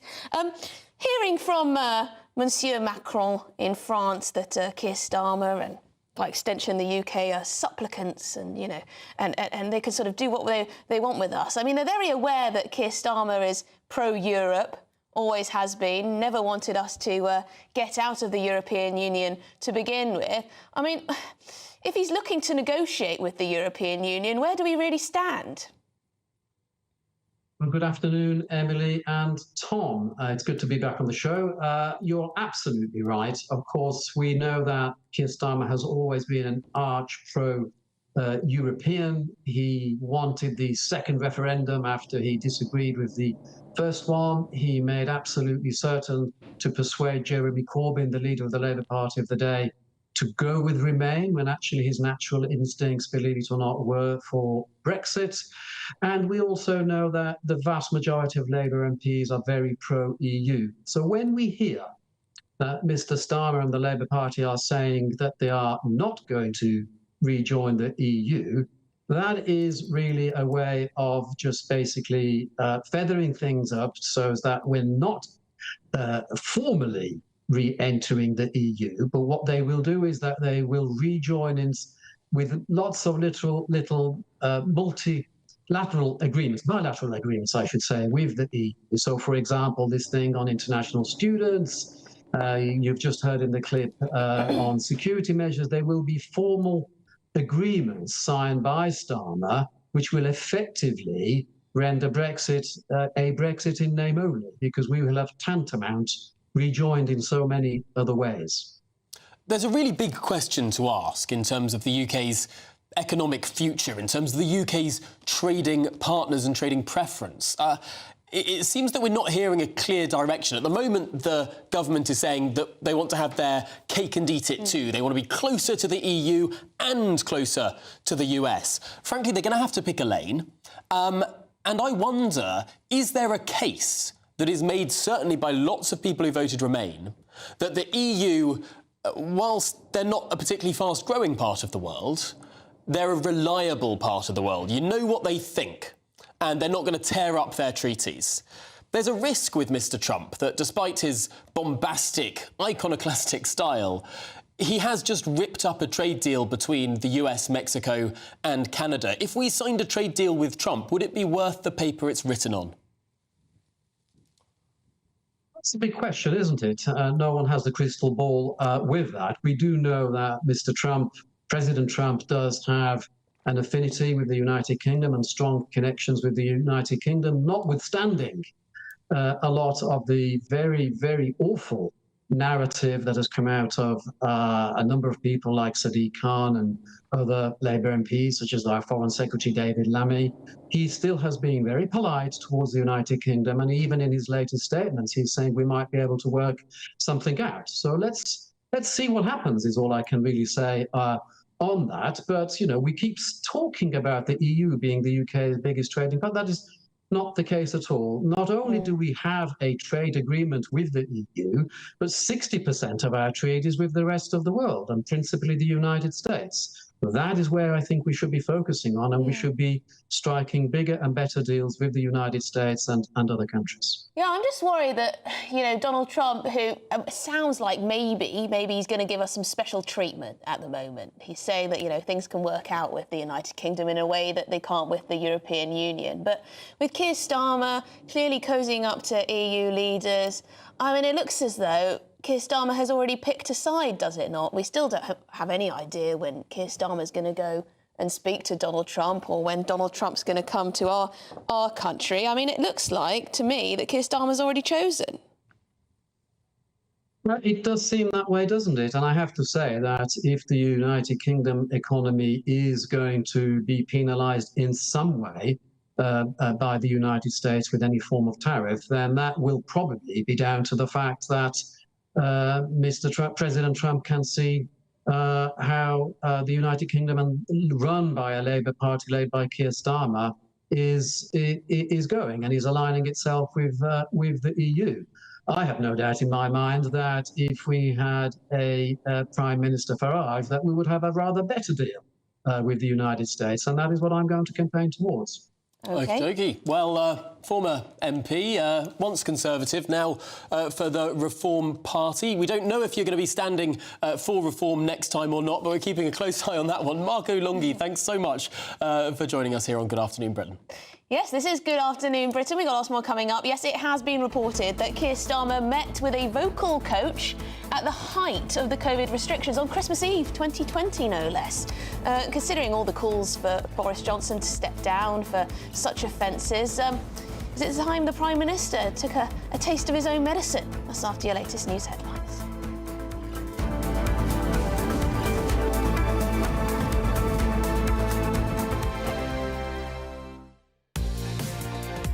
Mornings don't have to be tiresome, especially if you have the right company. Wake up to news as it happens, opinion and debate, and of course, a little bit of entertainment too. Because when the kettle's on, we're on. That's Breakfast on GB News, a show worth waking up for. Every morning from 6 a.m. Only on the People's Channel, Britain's news channel. We'll spread the news, you spread the word.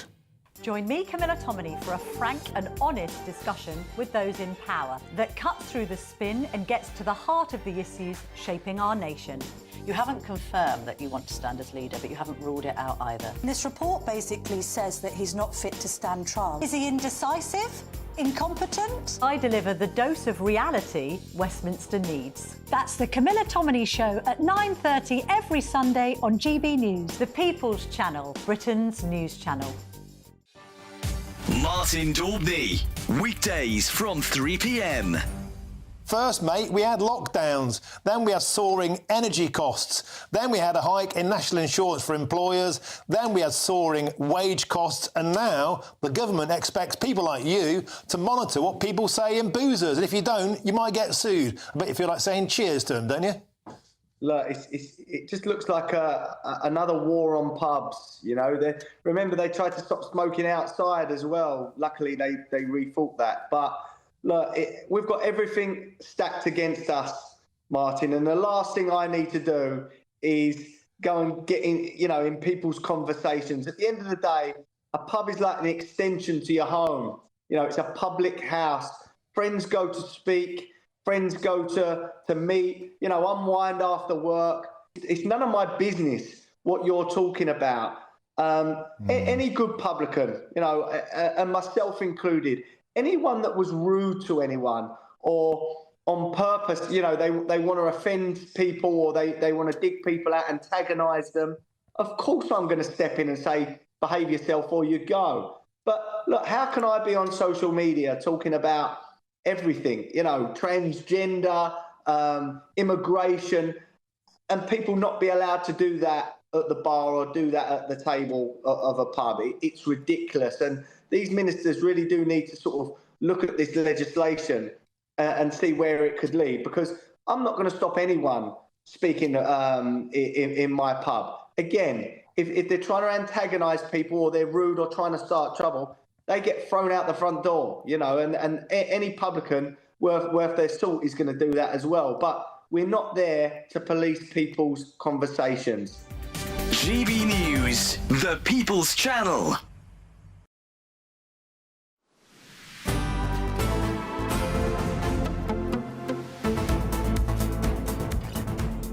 Good afternoon, Britain. It's 25 minutes past 1. Now, the Conservative Party says that Sir Keir Starmer has serious questions to answer after it was revealed he met with a vocal coach at the height of COVID restrictions. Yes, it was on Christmas Eve 2020, while London was under Tier 4 restrictions. That meant people in the capital had to follow stringent stay-at-home rules. Well, Keir Starmer, at that time, he sought the help of coach Leonie Mellinger to respond to Boris Johnson's Brexit deal, apparently. Well, while people at the time were able to travel for work if they couldn't work from home, it's a very small select group of people. The Conservatives are asking whether ordinary members of the public would have been able to get acting lessons during Tier 4 restrictions. Remember, at that time, you couldn't visit a dying relative in hospital. But the Prime Minister apparently met with his vocal coach. Well, we're now joined by political commentator Andy Williams to take us through this. Andy, this does smack of hypocrisy. Keir Starmer, stickler for the rules, obviously took part in hounding Boris Johnson out of a job over all this. And could he be guilty of the same, Andy?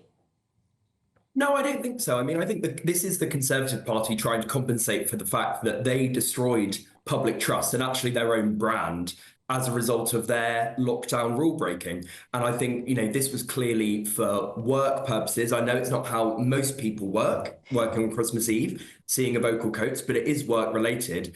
And I just think it's the Tories trying to pass. So why hasn't he said that, Andy? I get that, but why hasn't he said that? You know, the spokesperson has said, we won't comment on anything before July the 4th, which was when he came to power. I mean, that's ridiculous, isn't it? I mean, a lot happened before July that's still relevant.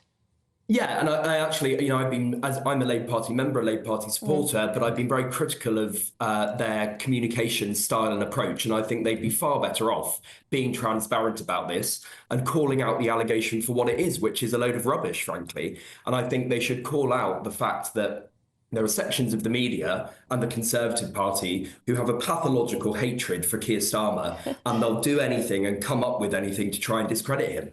Andy, I've got a list in front of me of the approved individuals who could work during Tier 4 restrictions, who could leave their homes and work not from home. Now, these are deemed to be administrative occupations essential to the effective delivery of the COVID-19 response and essential public services such as the payment of benefits, government agencies and arm-length bodies. I don't see actresses or vocal coaches in that list.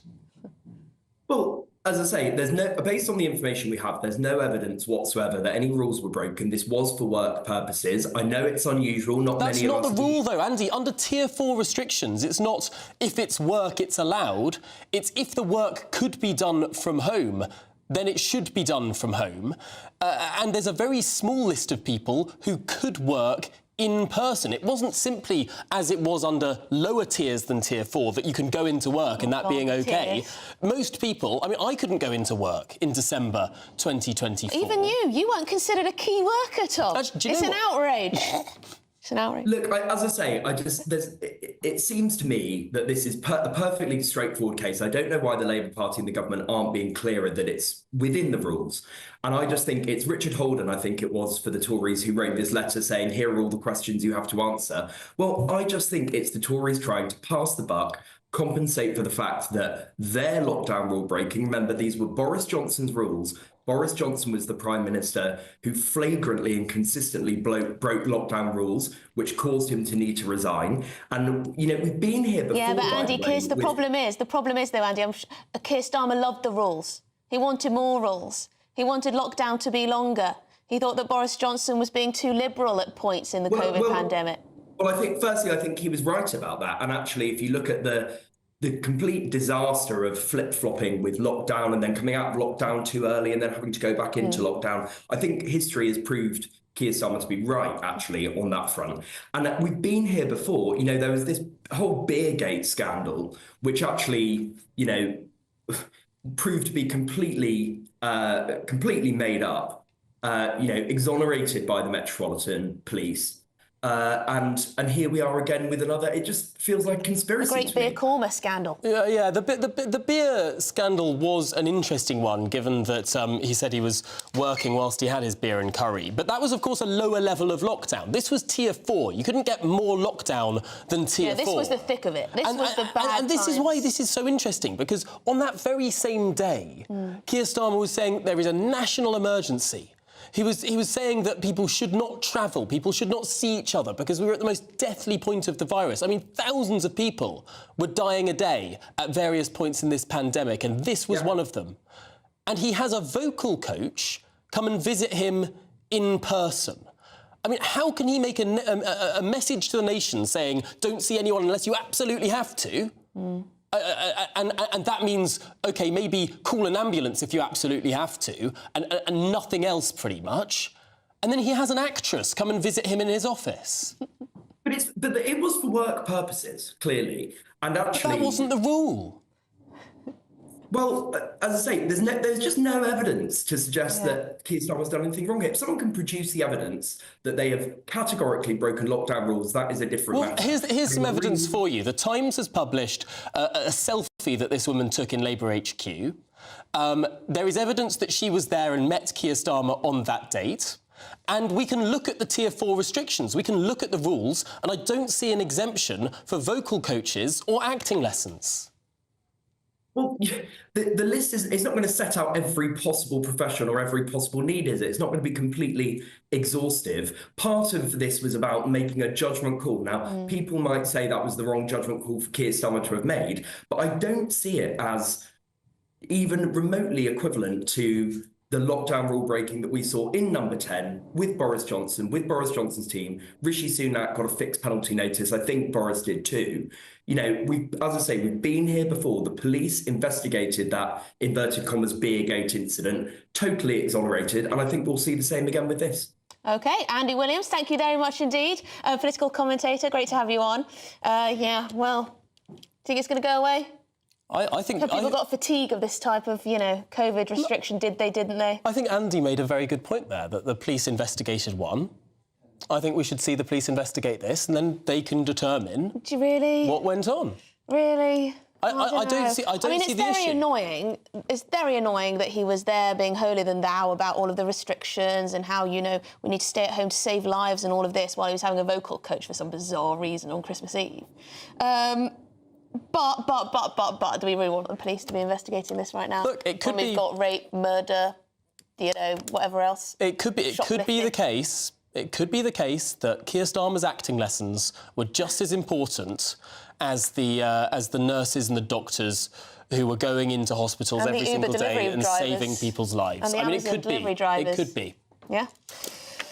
Well, let us know your thoughts. gbnews.com/your say. This is Good Afternoon Britain on GB News. We've got lots more coming up. Yes, households in Scotland could be banned from owning pet cats, apparently to protect native mammals and birds, presumably things like mice. Is this positive news for cat owners? They may be feline worried at this clause for concern.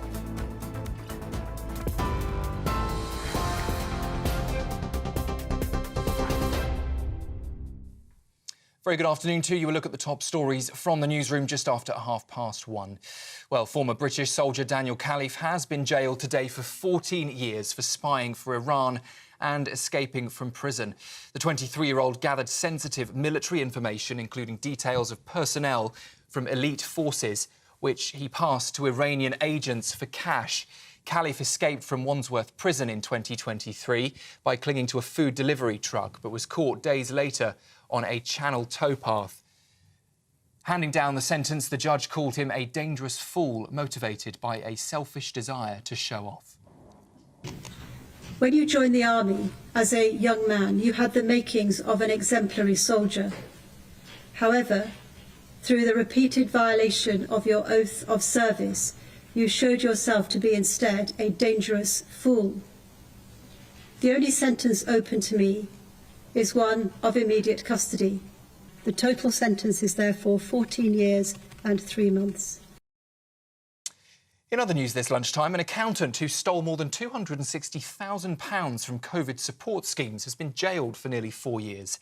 Zishan Ashraf from Birmingham falsely claimed bounce-back loans and made fake applications under the Job Retention and the Eat Out to Help Out schemes. The court heard he used the money to fund his lifestyle, inflating his company's turnover to secure the maximum payouts. A small amount has been repaid, but prosecutors say they'll continue to recover the rest. Ashraf pleaded guilty to 5 counts of fraud and was sentenced today at Birmingham Crown Court. Donald Trump says tariffs against the UK are now on the table, claiming Britain is out of line after insisting similar measures targeting the EU are definitely happening. However, he suggests the Prime Minister, Sir Keir Starmer, has been very nice and believes a solution can be found. It comes as US tariffs on Canada, Mexico and China are set to kick in tomorrow. Meanwhile, markets have tumbled as investors react to the weekend announcement and countries are planning countermeasures. Sir Keir Starmer is in Brussels today, joining European leaders for defence and security talks. He is the first British Prime Minister to do so since Brexit 5 years ago. He's meeting NATO's Secretary-General, calling it part of a reset with the EU. The government, though, insists the UK won't be rejoining the single market, but wants better cooperation on crime, trade and defence. After Brussels, he's set to visit the US in the coming weeks. And Beyonce has finally done it. Yes, she has won the Best Album at the Grammy Awards last night in LA. That's after years of being snubbed. Here's how she summed up the very special. Well, the singer visibly moved there, as you can see, dedicated the win to country pioneer Linda Martell, saying, "I just feel very full and honoured." It also makes Beyonce the first black woman to take home the award since Lauryn Hill in 1999. Well done to her. Those are the latest headlines. I'll be back with you at the top of the hour. Tom and Emily back straight after this. For the very latest GB News direct to your smartphone, sign up to News Alerts by scanning the QR code or go to gbnews.com/alerts.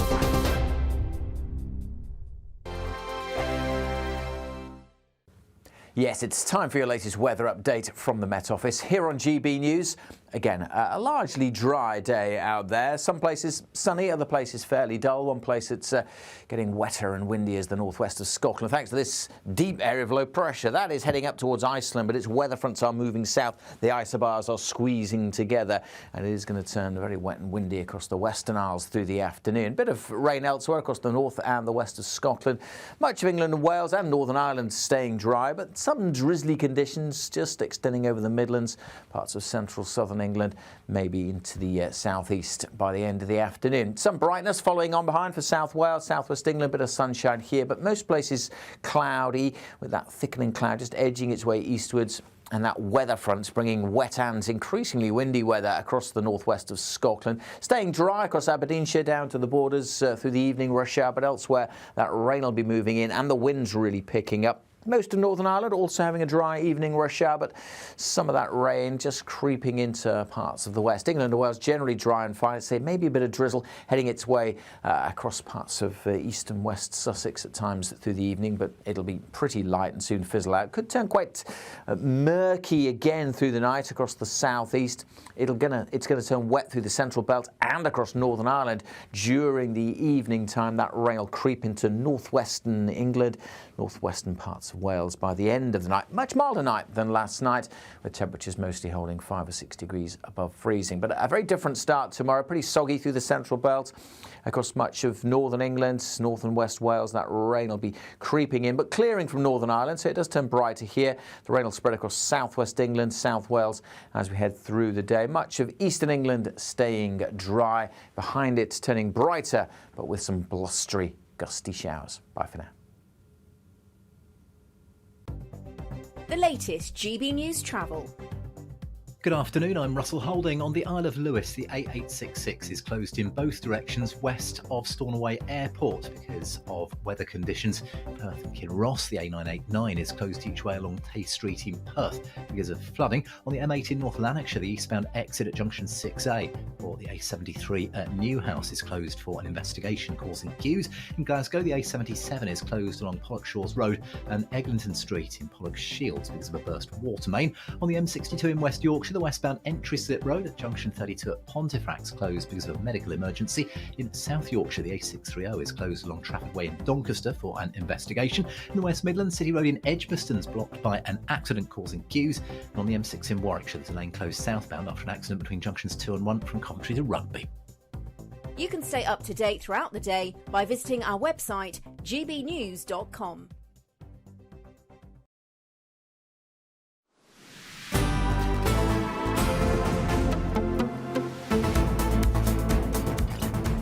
Good afternoon, Britain. It's just gone 20 to 2. Now, could Scotland really ban pet cats?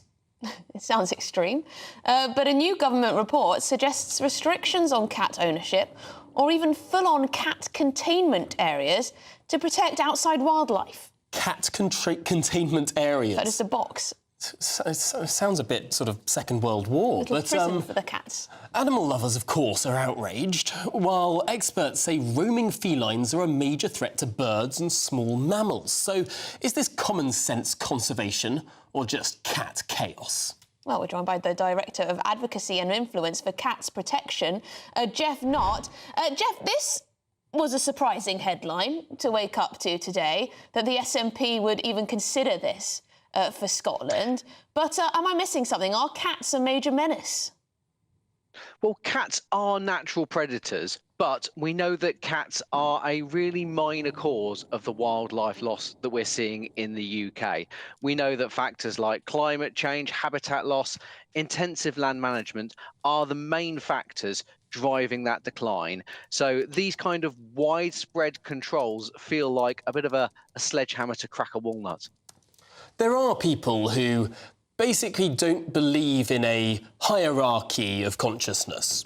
And we sometimes interview people on this programme who come from an organisation called People for the Ethical Treatment of Animals, who sort of say it's not just cats and dogs we should care about, but also beetles and mice and birds and cockroaches ants. And all the rest of it, ants.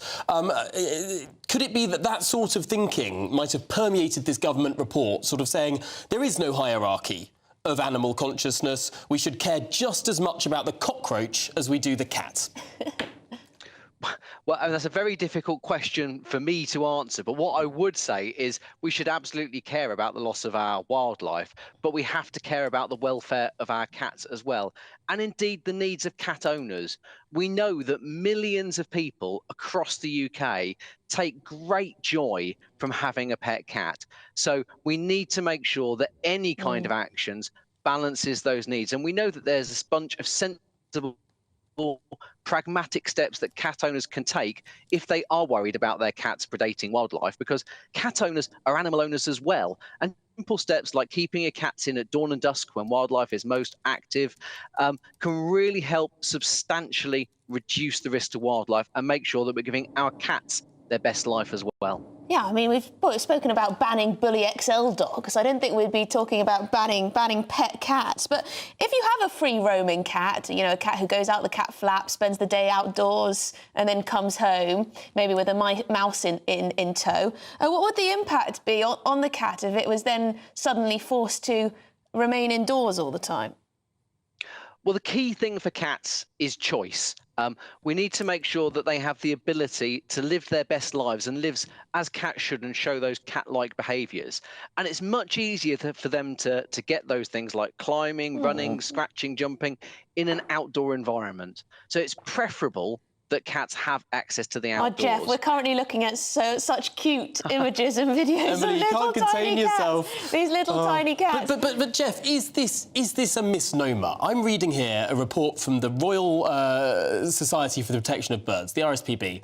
It says 50 million birds are killed each year by domesticated cats. What? 50 million, and that's just in the UK. It's a big number, but as the RSPB itself states, that doesn't mean that it's a conservation problem. That might sound like a strange thing to say, but lots of wild birds produce very large numbers of chicks, and they only need a small number to survive to keep the population stable. So we know that cat predation is a very small factor in the many things driving the declines of our wildlife. So cat owners can be safe in that knowledge that they're doing a wonderful thing by having a pet cat, and anyone that's had a pet cat will know the enormous joy that that can bring to our own human health and well-being as well. So we really mustn't slip into the areas of having widespread blanket bans. We should be focusing much more on making sure that we are protecting our wildlife, we are tackling those issues, but we're also looking after the really important welfare of our pet cats. OK, well, Jeff Knott, thank you very much indeed for coming on the show, Director of Advocacy and Influence for Cats Protection. It's a brutal reminder, isn't it, of the sort of 50 million birds. cycle That doesn't sound of life. great, does it? That's not great PR for the pet cat. But nature is horrible. I mean, you think about how any single animal that is a carnivore, I mean, it lives to kill other animals. That's just what nature is. And I think sometimes we're too Disneyfied about sort of our view of nature. Oh, all the animals get on with each other. No, they don't. They never have done, and they never will. I remember ages ago my landlord gave me his pet cat because I had a mouse problem. Oh, goodness me. Yeah, it was cat and mouse. It worked. That makes us sort of cringe. I but woke up in the middle of the night and the cat had the mouse in its mouth. Oh, wow. Yeah. But, I mean, isn't it odd that we sort of cringe at that? We shouldn't cringe at that. That's just nature. Yeah. It happens all the time. We should be more relaxed about nature just taking its course. Well, let us know what you think. Would you back a cat ban or at least a cat curfew, or do you think that's an appalling thing to do? What happens if it doesn't meet its curfew? I mean, it doesn't understand.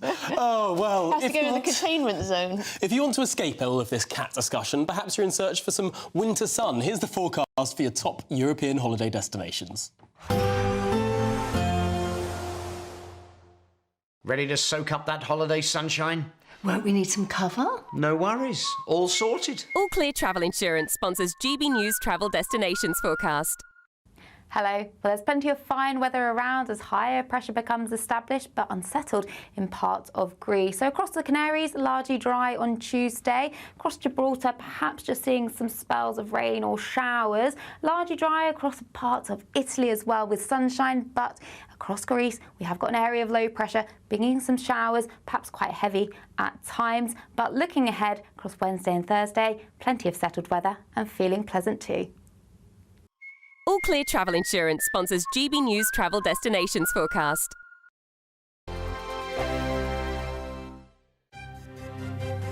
GB News Breakfast. Every day from 6 a.m.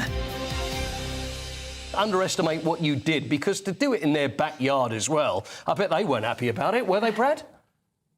No, definitely not. Well, it makes it all the more sweeter. So they're usually pretty dominant in a two-man event, but four-man's usually where we can challenge them. And yeah, we managed to do it yesterday and put down 2 solid runs. And yeah, so yeah, funding was a big issue for us in the last quad, but because of our results recently, we've picked up a lot more funding from UK Sport. So we're well funded now, and but yeah, the Bob is in the back of the van behind us, so we're driving it down to St Moritz as we speak. So yeah, it's, that's how it all works in the background in bobsleigh. Brad, you're the pilot, correct? So you're up front. Yeah. Now, what happens? I always wonder, because I remember seeing John Noakes on. Do you remember John Noakes on Blue Peter when he fell out of the bob and he ended up showing the back of his backside on TV because he had a big scar on there? So you got the brake man. You're at the front. So where are you then, Aaron? Are you what number are you? So I'm number 3, yeah. Right, so what do you do there? Is it just a matter of it's the running power is what it's all about to get off to a good start and then you can sit and enjoy the ride?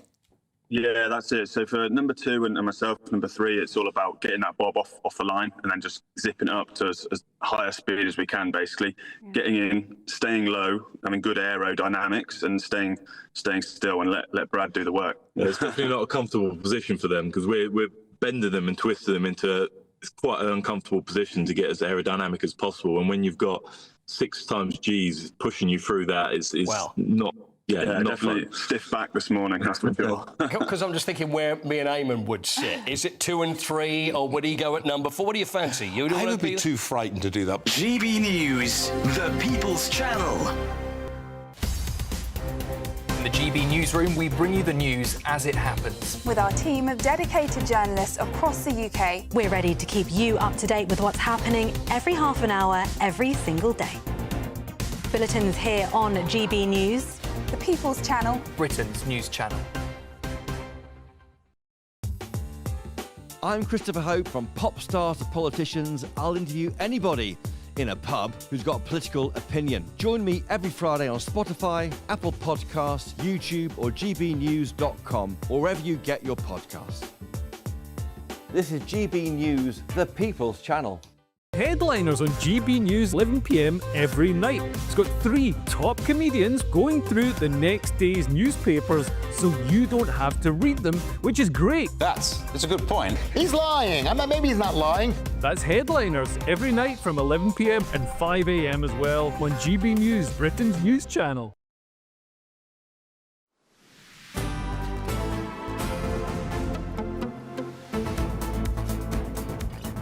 OK, good afternoon, Britain. I think it was a moment that tainted one of the happiest days of my life. Who said that? Well, they were the words of the Spanish Women's World Cup winner, Jenny Hermoso.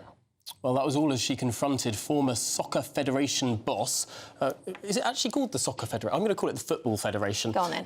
Louis Rubiales at his trial today. Yes, prosecutors are seeking a 1-year prison sentence for sexual assault, an additional sentence for coercion, which Louis Rubiales denies. Now, this follows, if you remember, the protests, the political backlash, and then Rubiales' eventual resignation. This was over this kiss that she didn't want. Right, let's discuss this with the football writer Harry Harris, because Harry, whatever you thought of the kiss, whatever you thought of it, if it was appropriate or inappropriate, I think most people could think it was probably really quite inappropriate.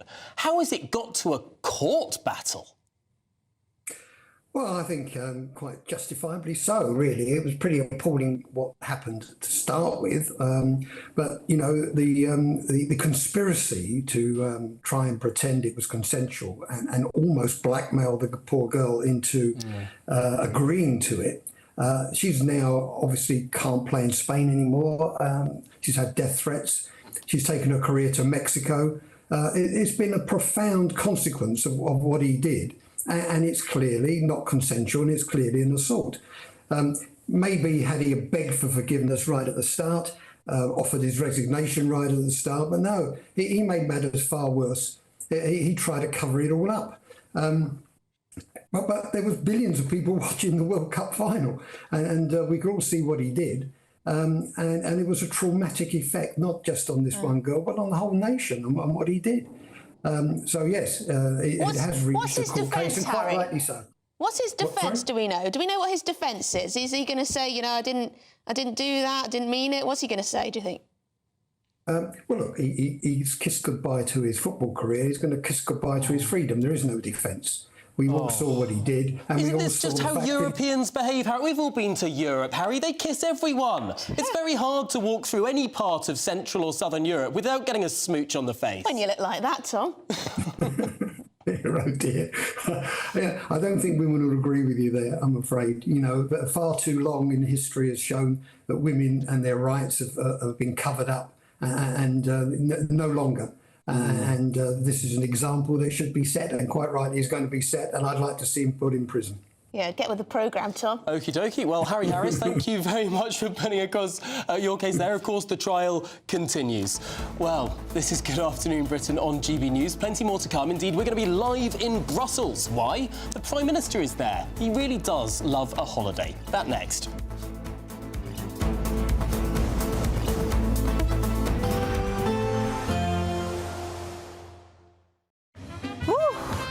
A chilly start will give way to a lovely, warm afternoon.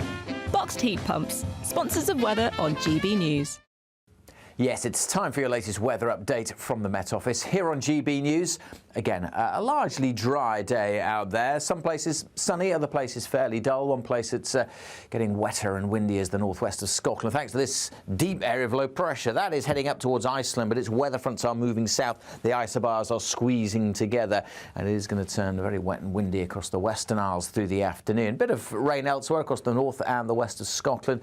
Much of England and Wales and Northern Ireland staying dry, but some drizzly conditions just extending over the Midlands, parts of central southern England, maybe into the southeast by the end of the afternoon. Some brightness following on behind for South Wales, southwest England, bit of sunshine here, but most places cloudy with that thickening cloud just edging its way eastwards. And that weather front's bringing wet and increasingly windy weather across the northwest of Scotland. Staying dry across Aberdeenshire down to the borders through the evening rush hour, but elsewhere that rain will be moving in and the wind's really picking up. Most of Northern Ireland also having a dry evening rush hour, but some of that rain just creeping into parts of the west. England and Wales generally dry and fine. I'd say maybe a bit of drizzle heading its way across parts of east and west Sussex at times through the evening, but it'll be pretty light and soon fizzle out. Could turn quite murky again through the night across the southeast. It's going to turn wet through the central belt and across Northern Ireland during the evening time. That rain will creep into northwestern England, northwestern parts of Wales by the end of the night. Much milder night than last night, with temperatures mostly holding 5 or 6 degrees above freezing. But a very different start tomorrow. Pretty soggy through the central belt across much of northern England, north and west Wales. That rain will be creeping in, but clearing from Northern Ireland, so it does turn brighter here. The rain will spread across southwest England, south Wales as we head through the day. Much of eastern England staying dry. Behind it turning brighter, but with some blustery, gusty showers. Bye for now. A nice bright morning will generate a lovely warm day, right through to the evening. Boxed Solar, sponsors of weather on GB News. Want to be one of 2 lucky Great British giveaway winners? That's right, you could win one of 2 prize bundles, which includes a brand new iPhone 16, £500 in shopping vouchers to spend in your favourite store, and an incredible £10,000 in tax-free cash to spend however you like. What would you spend that cash on? For a chance to win an iPhone, vouchers and £10,000 in cash, text cash to 63232. One entry costs £2 plus 1 standard network rate message, or text bonus to 63232. 5 entries cost £5 plus 1 standard network rate message. Go to gbnews.com/win. Entries start from just £2. Call 0903 681 3232. Calls cost £2 plus your network access charge, or post your name and number to GB11 PO Box 8690 Derby DE1 9TT. UK only. Entrants must be 18 or over. Lines close at 6 p.m. on the 7th of March. Please check the closing time if listening or watching on demand. Good luck. Join me, Camilla Tominey, for a frank and honest discussion with those in power that cuts through the spin and gets to the heart of the issues shaping our nation. You haven't confirmed that you want to stand as leader, but you haven't ruled it out either. This report basically says that he's not fit to stand trial. Is he indecisive? Incompetent? I deliver the dose of reality Westminster needs. That's the Camilla Tominey Show at 9:30 every Sunday on GB News, the People's Channel, Britain's news channel. Hi, I'm Michelle Dewberry, and my show is your opportunity to cut through all the noise and dive in headfirst to some robust debates. Ideas clash. Situation, isn't it? Because the failure is... You're deliberately avoiding my point. Nothing's held back. And if you think this is the end of it, wait for more. And we do not shy away from the difficult stuff. Sometimes I want to shake people and say, if only you understood. So join me on Dubes & Co. weeknights at 6 p.m, only on GB News, Britain's news channel.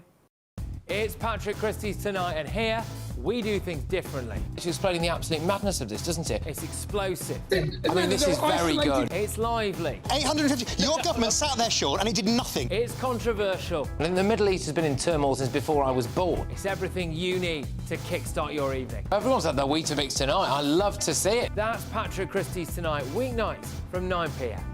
Only on GB News, the People's Channel, Britain's news channel. Mornings don't have to be tiresome, especially if you have the right company. Wake up to news as it happens, opinion and debate, and of course, a little bit of entertainment too. Because when the kettle's on, we're on. That's Breakfast on GB News, a show worth waking up for. Every morning from 6 a.m. Only on the People's Channel, Britain's news channel. We'll spread the news, you spread the word.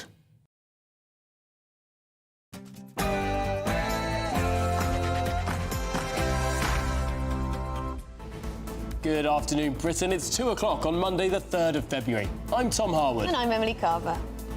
The Prime Minister is in Brussels for the first European Council meeting tonight, including a British Prime Minister, all since the UK left the EU. But at a time that Trump is looking to bash Brussels, is this the brightest place for the Prime Minister to be? The PM's here at NATO headquarters in Brussels to talk about security with NATO chief Rutte. But will he go further on Brexit later on when he meets all EU 27 leaders? We will watch and wait. And the US President Donald Trump, well, he looks set to hit the EU with trade tariffs. But could the UK be spared? European Union is really out of line. UK is out of line, but I'm sure that one, I think that one can be worked out. But the European Union it's an atrocity. Elsewhere, it's been reported Keir Starmer met with his vocal coach at the height of COVID restrictions. Yes, on the 24th of December 2020, families were prevented from seeing dying loved ones, but the then Labour Party leader was visited by actress Leonie Mellinger. And the man who fled Wandsworth prison by clinging to the underside of a food delivery lorry, former soldier Daniel Khalife, well, he's been sentenced to 14 years in prison for spying for Iran and escaping prison. Well, the judge said that Daniel Khalife was motivated by selfishness and a desire to show off, but in passing secrets to the Iranian state, he put fellow servicemen and women at risk. Elsewhere, households in Scotland could be banned from owning pet cats in order to protect native mammals and birds. It's hardly positive news for cat owners, who may be feline worried about this clause for concern.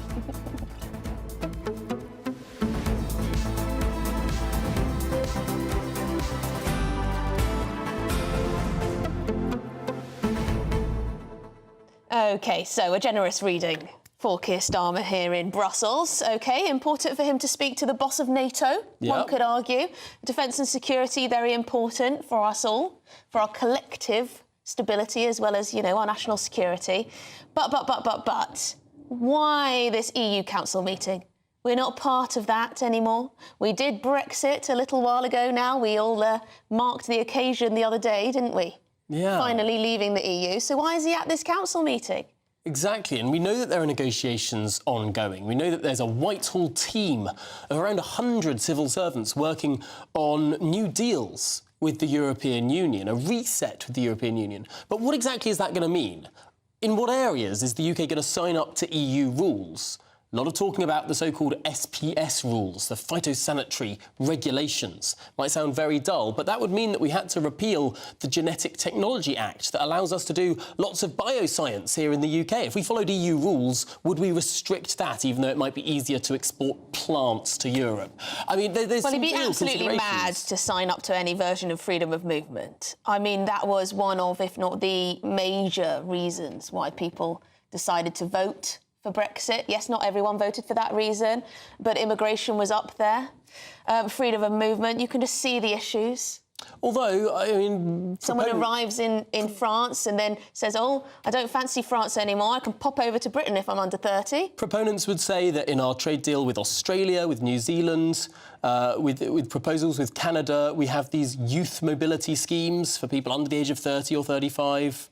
Yeah. Come for a summer, have a cultural exchange, So have a bit of work. I wouldn't have a problem with a little bit of a temporary situation, but I just think our immigration system, what is temporary? It's never temporary, never temporary, Interesting. Well, we'll see so what gets thrashed out, but it does seem all of these things are going to be discussed tonight at the Palais d'Egmont, which, interestingly, was the place that Britain signed up to the EU in the first place. Funny that. Well, all that to come after your latest news headlines.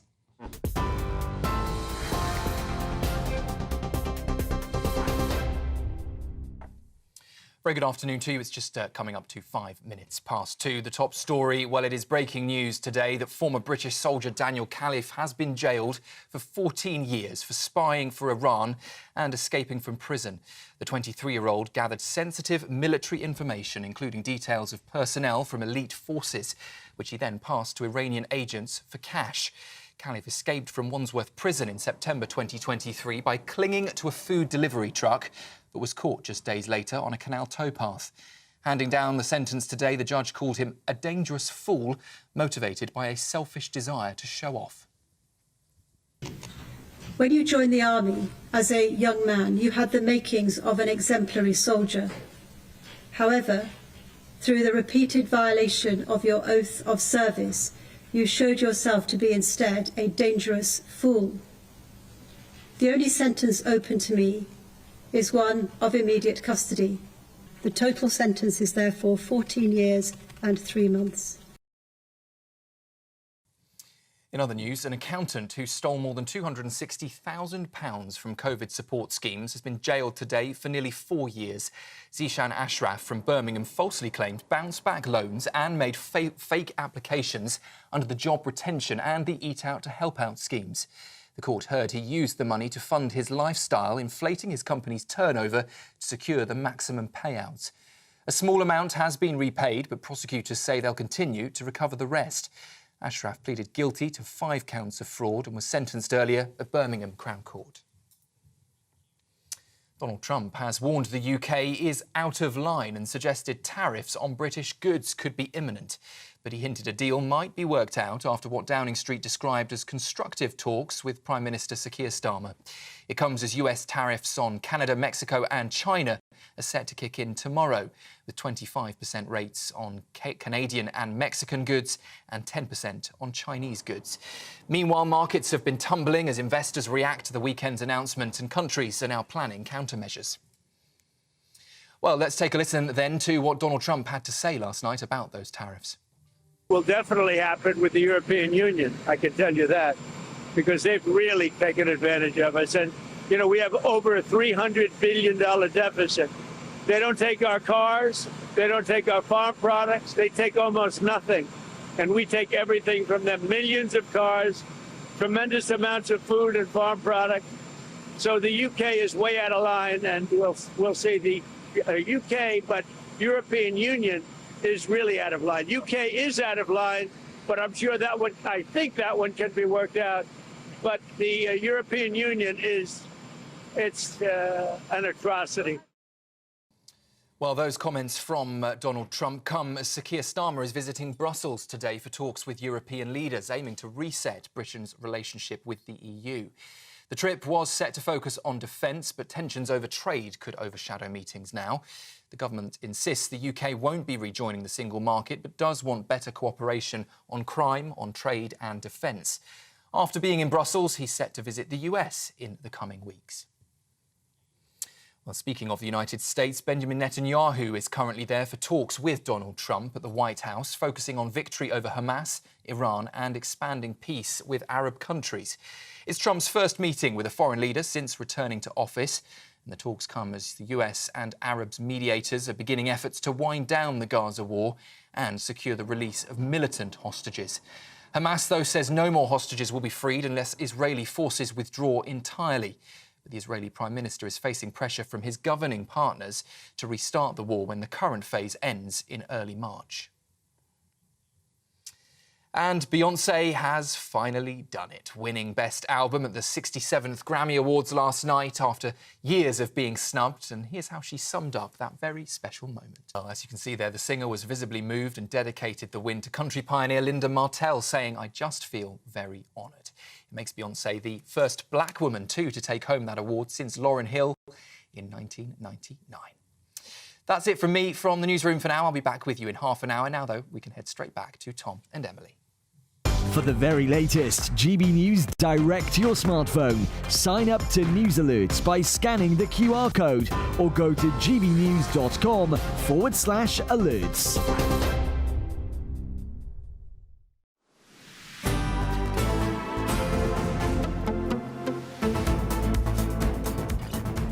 Good afternoon, Britain. It is 10 minutes past 2, and tonight, Sir Keir Starmer becomes the first Prime Minister since Brexit to attend a European Council meeting. But as Donald Trump threatens to hike tariffs on the European Union, is Brussels really the best place for our Prime Minister to be right now? Of course, currently he's visiting the NATO headquarters, where our political editor, Chris Hope, is following him, live in Brussels. Chris, what's on the Prime Minister's agenda? Hi Tom, hi Emily. Yeah, welcome back to NATO headquarters here in Brussels. That's right. So the PM is meeting with Mark Rutte about now. There'll be a press conference live on GBNews about 2 hours' time. He then is off to the meeting of all 27 EU heads of government. That's a Council of Europe meeting, the first time the UK PM has met with anyone on that scale in 5 years. Here's our Prime Minister. He didn't support, or even they didn't celebrate, I should say, Brexit on Friday, but he's here trying to get the UK to cooperate more on security and maybe, who knows, trade in the future. Lots of wrinkles, of course, being international diplomacy. Will the PM meet with Mette Frederiksen? She is the Danish Prime Minister. Of course, America, under Donald Trump, is coveting Greenland, which is a Danish kingdom. What will he do? And also, what will NATO say, in fact, about Greenland? We heard from the number 10 spokesman this morning in the morning lobby meeting that Greenland is part of Denmark, and the UK looks forward to working with Donald Trump. But it's going to be very awkward if Trump keeps up his talk about trying to take over or get into the running of Greenland, or even invading it, let's say that, because it's run by a NATO country. All these wrinkles around the edge caused by that Trump win back in November. Now he's in power. What will he do? And how will the UK respond? Do we support Danish sovereignty over Greenland, or do we support our best friend, the US, in its coveting of Greenland? So that's one, almost bizarrely, a side issue against the big story here, I think, which is tariffs and trade. I was encouraged, I think, by what Donald Trump said overnight about the UK. So the UK is out of line, but I think it can be worked out. At the same time, he said that tariffs against Europe will definitely happen. That's called a Brexit dividend in anyone's book. Yeah, I mean, I'm slightly concerned that people like Macron, the French president, are saying that just by virtue of being at this EU Council meeting, that Keir Starmer is showing that Brexit has failed. I mean, if he is looking to negotiate something new, something better with the European Union, I mean, is that a position of power? Don't forget how weak, even Macron was very weak in his own country after those elections that went wrong last year. Olaf Scholz, who was with over the weekend in Chequers, he's probably out of office in about less than a month or so's time. So you can, I mean, Keir Starmer should be a strong leader, should be going into the EU as a strong player, because he's got at least 4 years left as Prime Minister, given the scale of his victory last July. Yeah, there's reports in the Times today saying that the UK is viewed as a demandeur, which means we're going back begging for help, begging for support from the EU rather than being bold and outside the European Union. But yes, and the UK wouldn't see it that way. We would say that we are trying to build security links and cooperate there, and then do elements of trade around the edges, particularly maybe on freedom of movement for under 30s and deals on fishing and other distinct areas. But no question, the red lines the government repeatedly tells us is we're not joining the single market customs union, and we're not allowing freedom of movement back for everybody. So those are the red lines, the triple lock on Brexit, if you like, from this government. Interesting stuff. Well, Chris Hope, we know you're going to be there throughout the day for us, and we're looking forward to that press conference too. I wonder if there might be a question, there might be just one question, on what Keir Starmer was up to on the 24th of December 2020, where he had an acting lesson with a vocal coach and actress during lockdown. I'm not sure. Might find its way in there. Wait and see. We'll have to wait and see. But Chris Hope, thanks for joining us live from Brussels. Right, well, we're now joined by the Institute of Economic Affairs Economics Fellow, Julian Jessup. Julian, thank you very much. Shall we focus? Good afternoon. Good afternoon. Shall we focus in on the issue of Trump's tariffs? He seems to be threatening them a lot. It seems to be hinting that maybe Britain will get away with it, that we will be outside of these types of tariffs. But would there be an impact if he decided to slap huge tariffs on the European Union as a bloc? Well, first, I think you're right. I think we won't be directly impacted by tariffs in the way that many other countries will. We're frankly too small a country for Trump to be that worried about. And also, if you look at the US economic data, the US actually runs a small surplus in trading goods with the UK. So we're not an obvious target. But we will still be hit, I think, indirectly in many different ways. Some of those might be good. For example, some UK companies might find it easier to compete in the US if imports from other countries are being charged tariffs.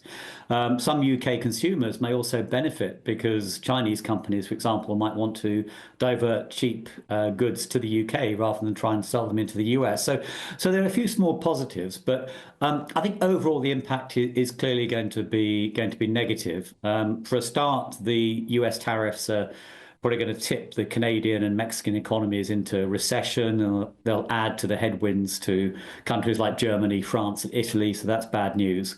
And they're also likely to mean that US interest rates are higher for longer than they would otherwise have been. And that means that borrowing costs are probably going to be higher here as well for a longer period too.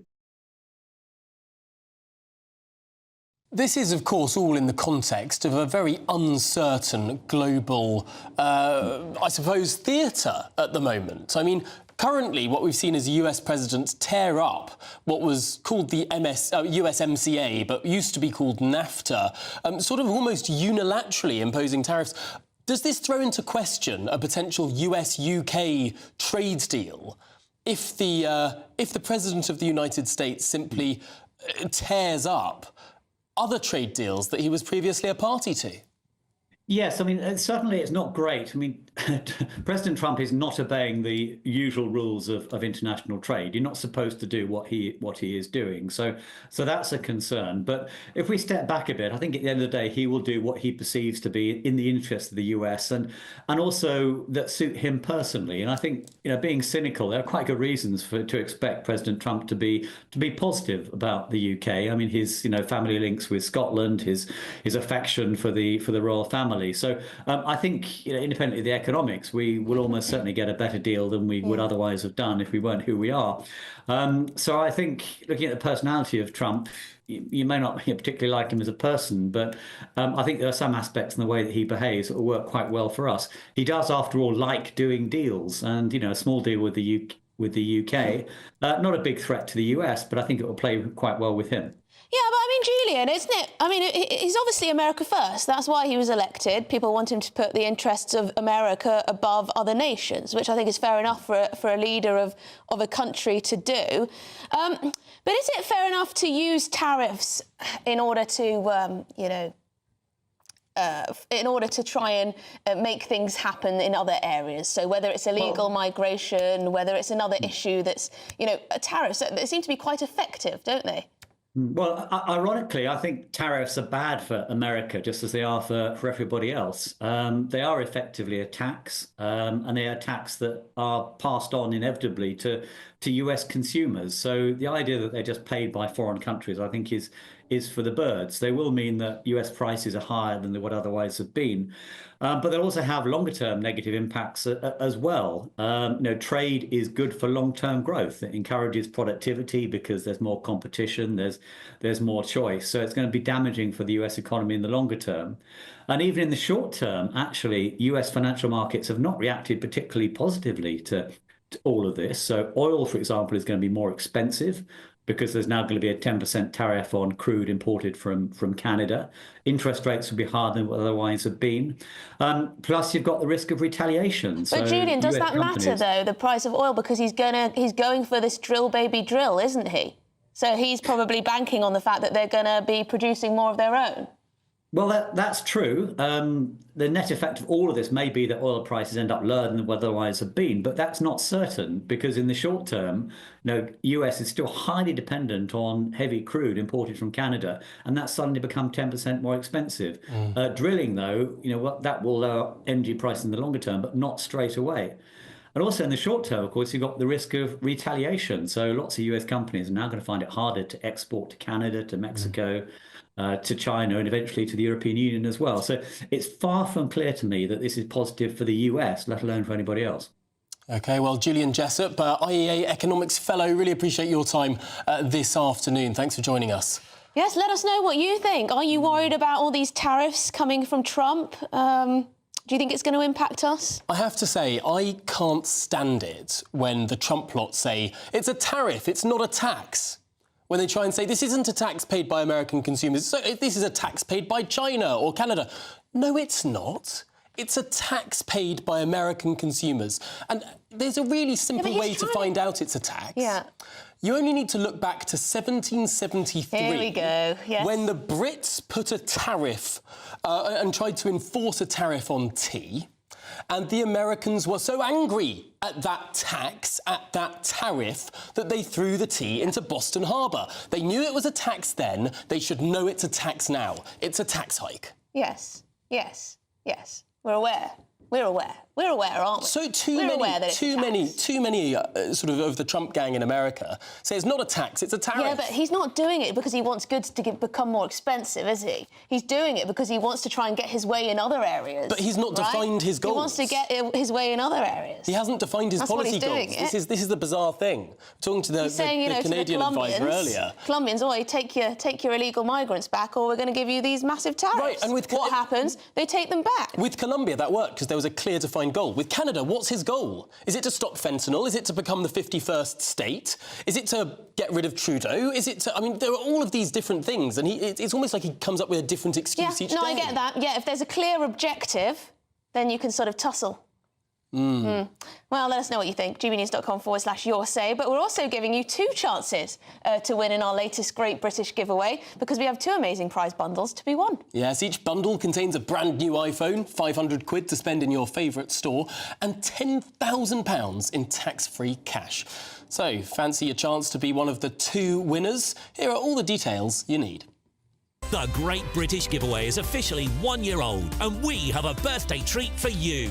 We're giving you not 1, but 2 chances to win this month, with 2 prize bundles that include an incredible £10,000 in tax-free cash. But that's not all. You'll also get a brand new iPhone 16 and a £500 shopping voucher to spend at your favourite store. So why not be extra lucky this month? For a chance to win an iPhone, vouchers and £10,000 in cash, text cash to 63232. One entry costs £2 plus 1 standard network rate message, or text bonus to 63232. 5 entries cost £5 plus 1 standard network rate message. Go to gbnews.com/win. Entries start from just £2. Call 0903 681 3232. Calls cost £2 plus your network access charge, or post your name and number to GB11 PO Box 8690 Derby DE1 9TT. UK only. Entrance must be 18 or over. Lines close at 6 p.m. on the 7th of March. Please check the closing time if listening or watching on demand. Good luck.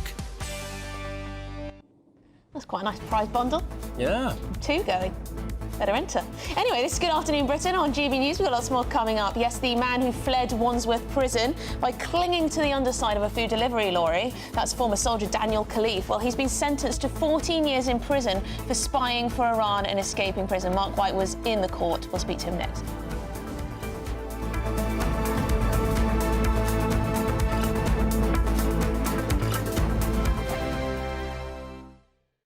This is GB News, Britain's news channel.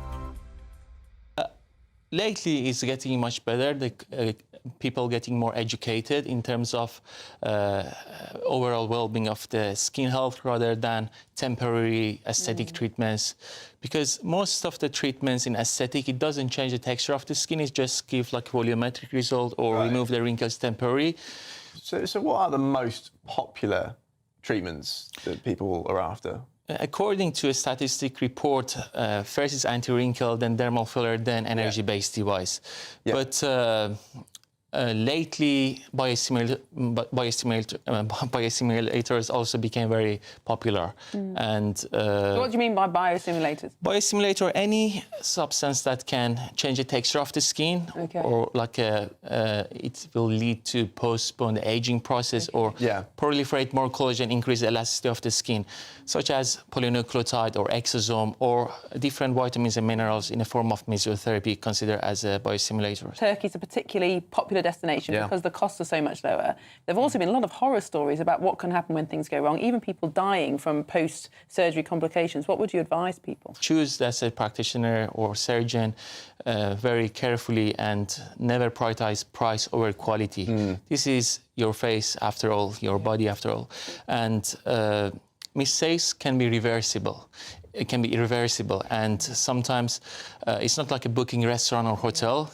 It's a sensitive matter that can affect their confidence and skin and body for life. Yeah. So they need to choose very wisely. They need to search what kind of methodology that particular surgeon, they perform the treatments. Are they using any safety tools? GB News, the People's Channel. This is Britain's Newsroom, where your voice matters. It's just astonishing. With expert analysis and honest opinion, we don't just keep you informed. We bring you unique perspectives you won't see anywhere else. Can't argue with any of that. When the news happens, it happens here. On Britain's Newsroom, weekdays from 9:30 a.m. Only on GB News. Join me, Nana Akwe, for an informative, interactive news programme with a difference.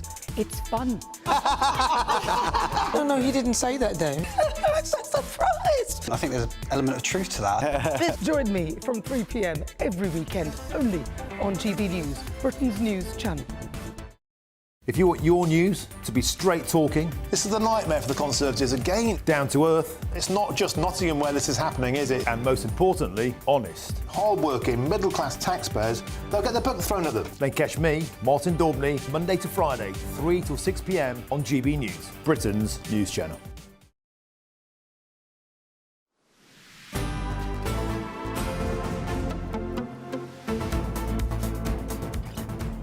Good afternoon, Britain. It's 26 minutes past 2. Now, the former British soldier, Daniel Khalife, he's been sentenced to 14 years and 3 months in prison for spying for Iran. Yes, he became infamous, remember, after escaping from Wandsworth Prison in September 2023 by clinging to the underside of a food delivery lorry, and he was arrested 3 days later. Initially pleaded not guilty to an escape charge, but later changed his plea, calling it foolish to have someone of his skill set in prison. Oh, arrogant much. Our Home and Security editor, Mark White, is at Woolwich Crown Court for us. Mark, how did he take his sentence?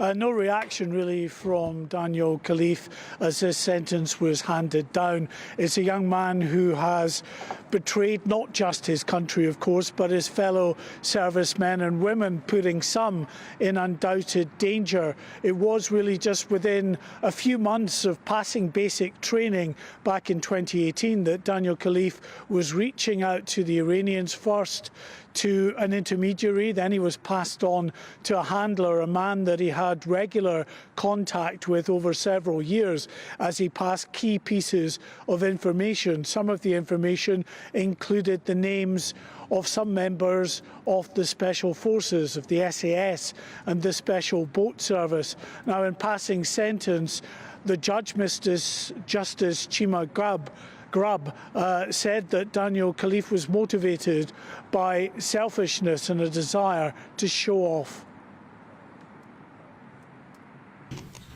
When you joined the army as a young man, you had the makings of an exemplary soldier.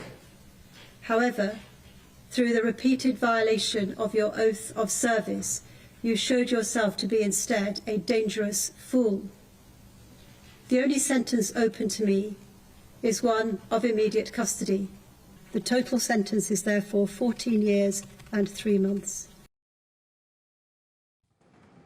Well, Daniel Khalife's legal team said that he wasn't motivated by malice or greed or indeed religious fervour. It was rather an act of frustration at the fact that his Iranian heritage would prevent him from passing the very strict vetting procedures required to join the likes of the Special Forces himself.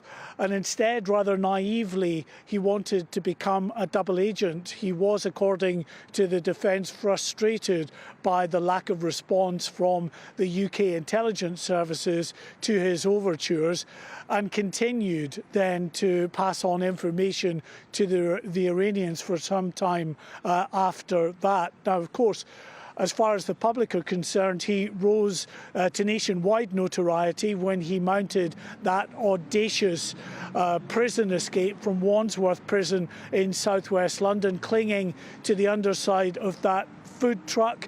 He was on the loose for some 3 days before he was eventually arrested riding a stolen bike along the towpath in near a canal in southwest London, or northwest London I should say, arrested by a plainclothes detective who pushed him from his bike. Well, now this young man, who once had a very promising career in the military, we're told, is back behind bars, beginning that 14 years and 3-month prison term. OK, well, Mark White, thank you very much indeed for following this for us. You're at the Woolwich Crown Court. Thank you very much. Well, I have to say, if he got caught within 3 days of escaping and he stayed within London, and there's all that CCTV of him going into various shops and buying a newspaper with his face on it, he wouldn't have made a very good spy, would he? yeah, I mean, and he clearly thinks he's the most intelligent man to have ever walked the planet Earth. So, yeah, go figure. Yeah, I Perhaps think not as bright as he thought he was. Probably regretting staying in London. Probably imagining how he could have, you know, gone a bit further afield, gone to somewhere where there was less CCTV, camped out for a bit while longer. I can just imagine the thoughts running around his head, thinking, how would I have made this escape work? Giving top tips to people on the run, Tom. Yes, to all those... Stepping in his shoes. I just think, what a sort of pathetic escape attempt. I mean, audacious to start with, but it could have gone... He could have planned. Yeah, the suggestion is that he just did it because he thought he could. Yeah. He just wanted to show he could escape. Also suggests that we should really improve the security of our prisons. Absolutely. Start with those windows, can't we, Tom? Yeah, we absolutely can, although you'll have to apply to the council first for the planning permission. Oh, goodness me. This is Good Afternoon Britain on GB News. There's plenty more to come on the show. Indeed, Keir Starmer met with a vocal coach at the height of COVID restrictions. Now, considering all of his calls for Boris Johnson to step down for similar transgressions, what on earth will the Prime Minister do now? That's after your headlines.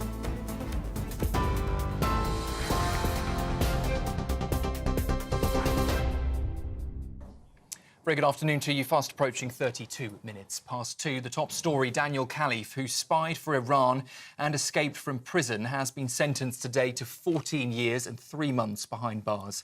The 23-year-old, formerly a British Army soldier, exposed sensitive military information, including names of Special Forces members, to Iranian agents. In 2023, he fled from Wandsworth Prison by clinging to a food delivery truck, but was caught days later on a canal towpath. While handing down that sentence earlier today, the judge called him a dangerous fool, motivated by a selfish desire to show off. When you joined the army as a young man, you had the makings of an exemplary soldier. However, through the repeated violation of your oath of service, you showed yourself to be instead a dangerous fool. The only sentence open to me is one of immediate custody. The total sentence is therefore 14 years and 3 months. Well, next, let's just bring you a breaking line. We're hearing from South Yorkshire Police this hour that a school in Sheffield has been locked down. That's after a 15-year-old boy has been seriously injured in a stabbing there. South Yorkshire Police confirming that incident at All Saints Catholic High School, taking place just before midday today. Another teenage boy, 14 years old, has been arrested in connection with that incident. At this stage, authorities are saying there is no wider threat to students. Pictures from the scene that we have just seen coming into us show an air ambulance landing earlier and parents gathering near what is now a quite extensive police cordon. The public being urged to avoid the area, and we are expecting to hear from police making a statement at around 3:30 later this afternoon, and we will keep across that for you. But as I say, a stabbing taking place at a high school in Sheffield. A 14-year-old boy has been arrested. In the United States, Donald Trump is warning that the UK is out of line and suggested tariffs on British goods could be imminent. But he hinted a deal might be worked out after what Downing Street described as constructive conversations with Prime Minister Sir Keir Starmer. It comes as US tariffs on Canada, Mexico and China are set to kick in tomorrow. Meanwhile, markets have tumbled as investors react to the weekend's announcement and countries plan their countermeasures. Those comments from Donald Trump come as Sir Keir Starmer is visiting Brussels today for talks with European leaders. He's aiming to reset Britain's relationship with the EU. The trip was set to focus on defence, but tensions over trade could now overshadow those meetings. The government insists the UK won't rejoin the single market, but wants better cooperation on crime, on trade and defence. After Brussels, he's also set to visit the US in the coming weeks. And an accountant who stole more than £260,000 from COVID support schemes has been jailed today for nearly 4 years. Zishan Ashraf from Birmingham falsely claimed bounce-back loans and made fake applications under the job retention and the Eat Out to Help Out schemes. The court heard he used the money to fund his lifestyle, inflating his company's turnover to secure the maximum payouts. A small amount has been repaid, but prosecutors say they'll continue to recover the rest. That's it from me for this afternoon. Aaron Armstrong will have your full roundup at the top of the hour, and Tom and Emily will be straight back with you after this break. For the very latest GB News direct to your smartphone, sign up to News Alerts by scanning the QR code or go to gbnews.com/alerts.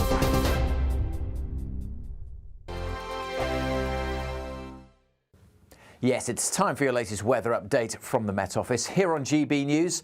Again, a largely dry day out there. Some places sunny, other places fairly dull. One place it's getting wetter and windy is the northwest of Scotland, thanks to this deep area of low pressure. That is heading up towards Iceland, but its weather fronts are moving south. The isobars are squeezing together, and it is going to turn very wet and windy across the Western Isles through the afternoon. Bit of rain elsewhere across the north and the west of Scotland.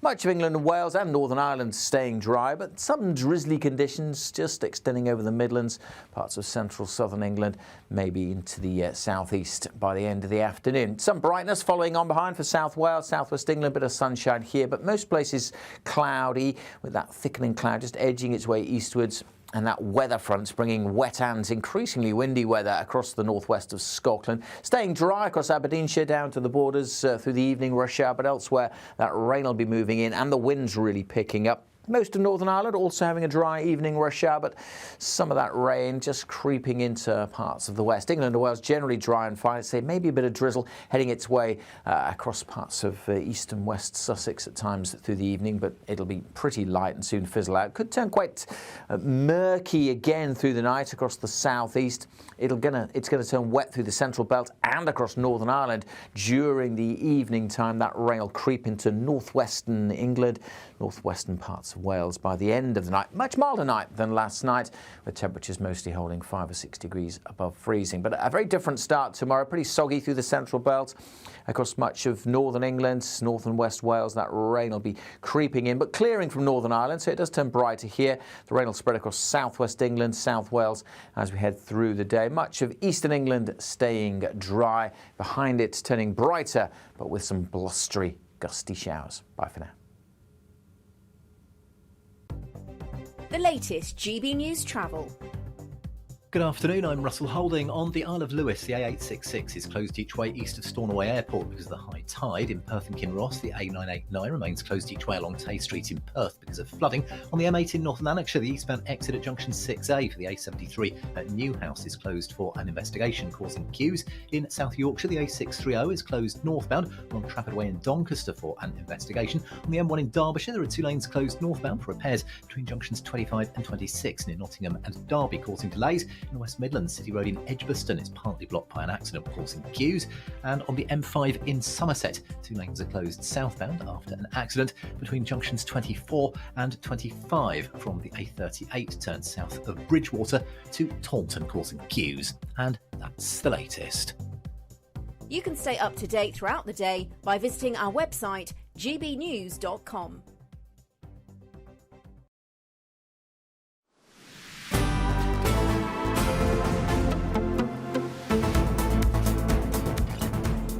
Good afternoon, Britain. It's 38 minutes past 2.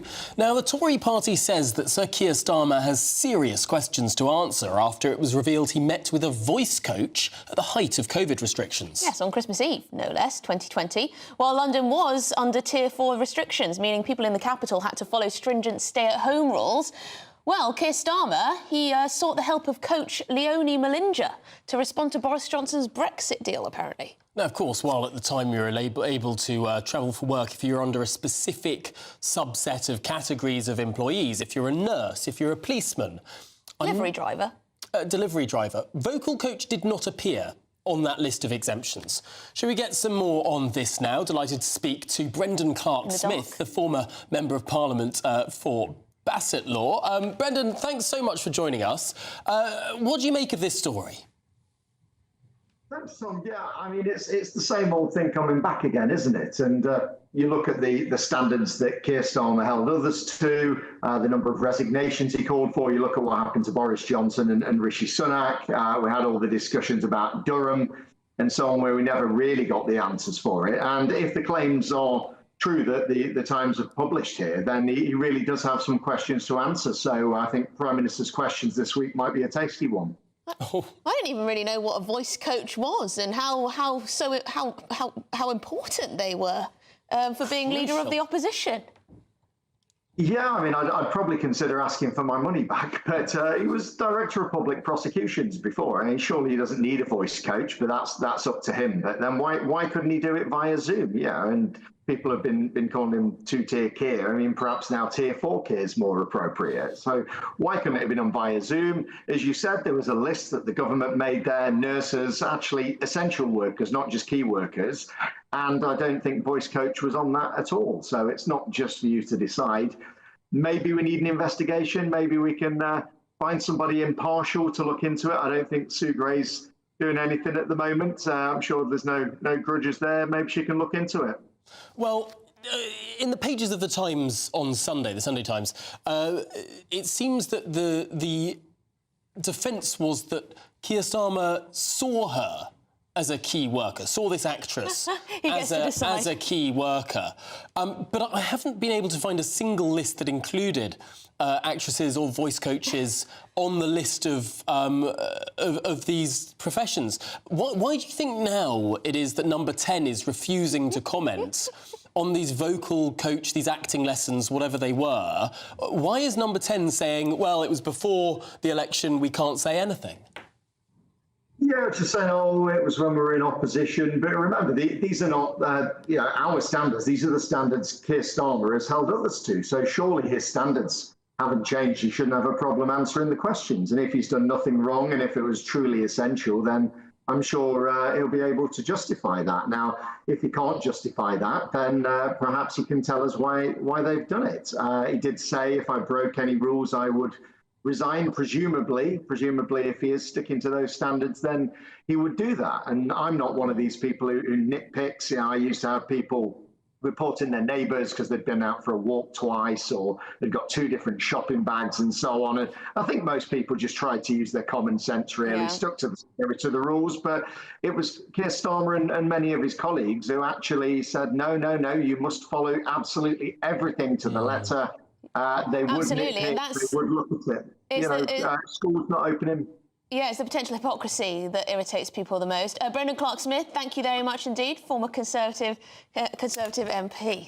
Well, there you go. Lots to digest there, and Prime Minister's questions should be a fun one this Wednesday, as Brendan says. Now, if you're in search for some winter sun, here's the forecast for some of those top European holiday destinations.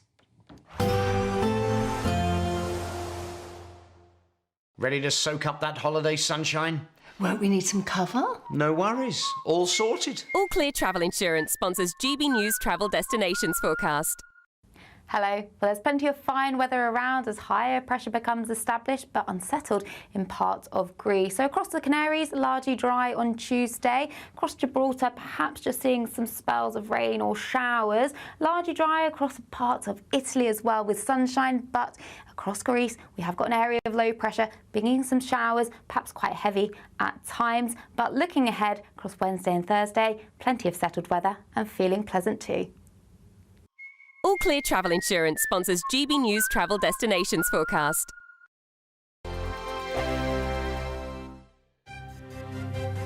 GB News Breakfast. Every day from 6 a.m. Well, you know I like an auction. Yes. And I've bought some strange things at auction before you have as well, haven't you, Eamon? Yeah, well, Ellie would throw this in the bin that you're coming up with now. How about this? Admiral Lord Nelson's hair. No. Cut. I mean, is this a bit spooky? Cut as he lay dying during the Battle of Trafalgar, so someone's gone, oh, we'll just have a little bit of that there. In 1805, is on sale in Jersey, and it's a little cup, how much would you pay for the hair? No, nothing. It would go in the bin, straight in the bin. What, even? What? That's very disrespectful to the British culture and heritage. I think it's disrespectful that he lay there dying and someone thought, we'll take a quick strip Well, of hair. maybe they just had, maybe they thought, you know, because there's obviously the famous painting, isn't there, of the Battle of Trafalgar. Maybe they thought, we'll give him a quick haircut, and then they kept their £15,000. 15 grand. Where's the hair come from? What part of the body? His head, Eamon. Well, it could be his underarm. I don't know. You know, it depends. Hold on, let me have a little look. You would bid very curly. I think it's his. I think it's his head. It's his head. What? You would bid more for his head than say his underarm. Well, I think so. Yeah, I would hope so. Yeah. Or anywhere else. I would hope so. A little less whiffy there, the head hair. And there it is. And it's in a little pot. No. And the only way you can probably find out is if you DNA test it, I guess. It's definitely his. Whoever pays for that is bonkers.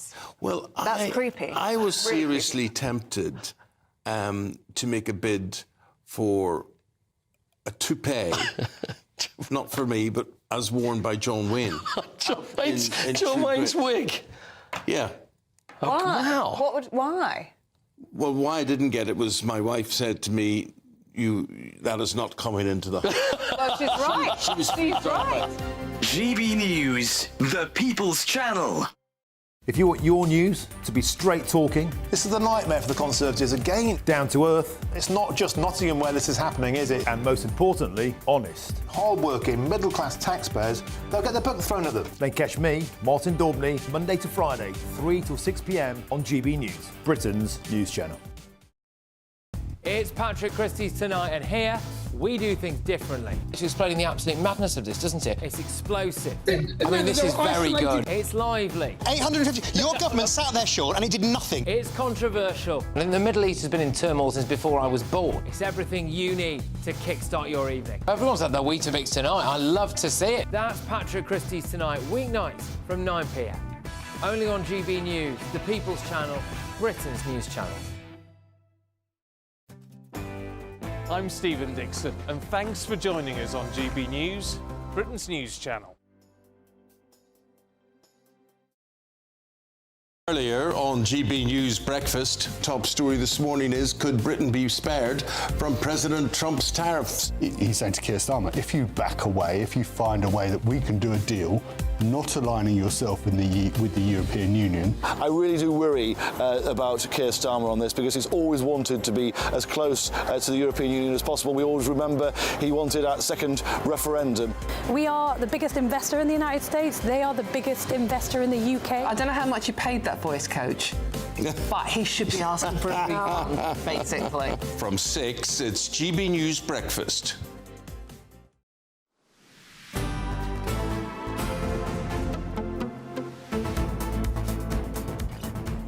Good afternoon, Britain. It's 47 minutes past 2. Now, could Scotland really ban pet cats? Yeah, because it sounds extreme. But a new government report suggests restrictions on cat ownership or even full-on cat containment areas are needed to protect wildlife. Concentration cats.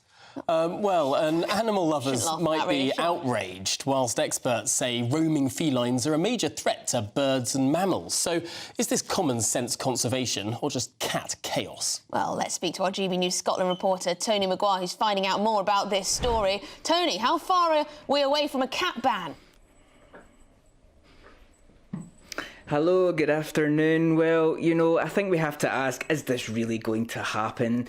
And the honest answer is probably not. But still, it's been such a huge talking point today that, you know, we had to come somewhere and find out a little more. So I'm joined by Doreen Cully, who is part of Angus Cat Home.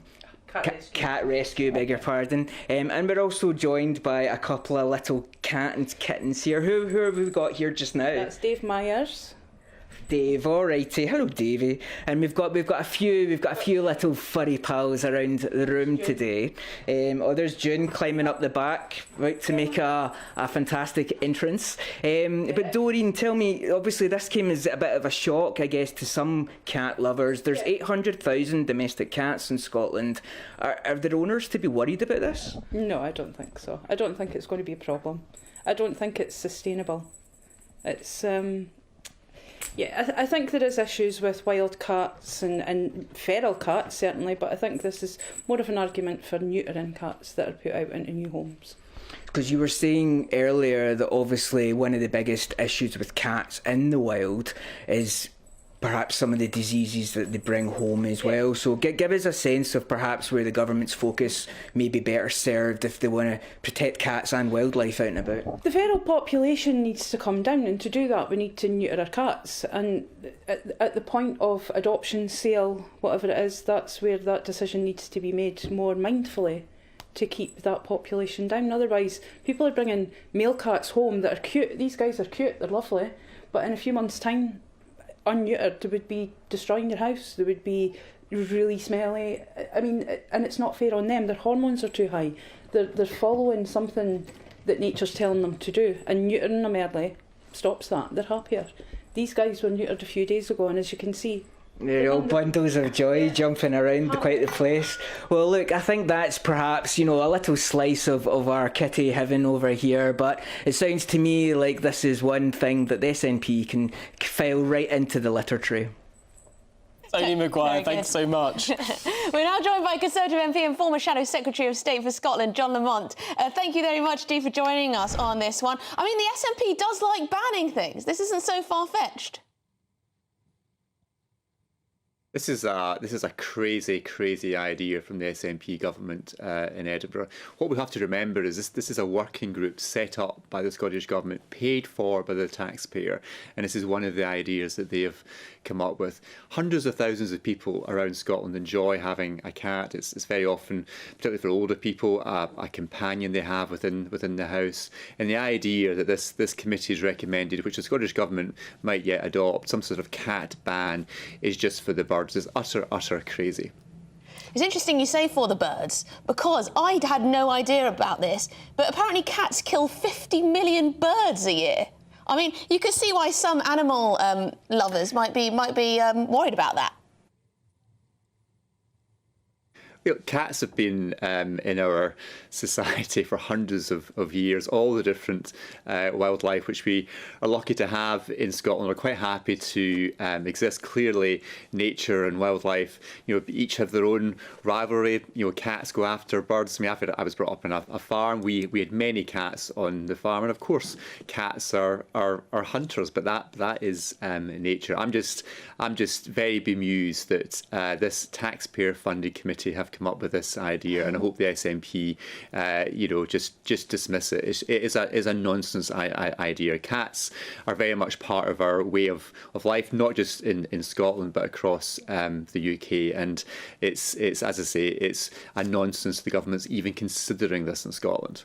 But we have seen this in some parts of the world. We'll remember during the pandemic, I think it was Hong Kong that started killing people's pets because they wondered that they might be a vector of transmission. Nicola Sturgeon, during the pandemic, was all for the zero COVID approach that President Xi or President Xi was after in China. So I wonder. I mean, this isn't the only proposal by this committee. There's also the idea that there might be a cat curfew, however that would be enforced. There are the idea of cat-free zones. I mean, they could pick one of these options. Yeah, I mean, the idea of putting a cat on a leash or having cat-free zones or having sort of cat quarantine areas, it's just crazy. I mean, who's going to police this for a start? Who's going to pay for the policing of this policy? Are we going to have special cat police enforcing this nonsense idea? I just think it is just so nuts. It should be dismissed as quickly as possible. There's so many other things that the Scottish government, the SNP government, should be focused on. Our NHS, our schools are all failing. Our roads are full of potholes. All the important things that people in Scotland want our politicians to be focused on. And this is the thing that the SNP are talking about, the idea of a cat ban. I mean, I have to say, I do complain enough about the SNP talking about referendums, but I didn't for a moment think they'd start talking about banning cats as an alternative to their referendum talk. Yeah, it's an odd one. John Lamont, thank you very much indeed for taking the time out of your day to speak to us, Conservative MP and former Shadow Secretary of State for Scotland. Thank you. Yeah. Not much to say about that one. I'm just bemused. Please, if you are a SNP MP or MSP, come on, please, we'd love to hear your proposals. But this has been Good Afternoon Britain. And don't go anywhere, because it's the one and only Martin Daubney up next.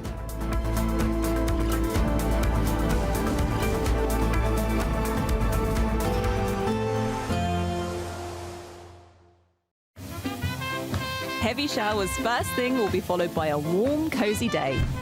Boxed boilers, sponsors of weather on GB News. Welcome to your latest weather update from the Met Office here on GB News. Some wet weather around tonight and tomorrow.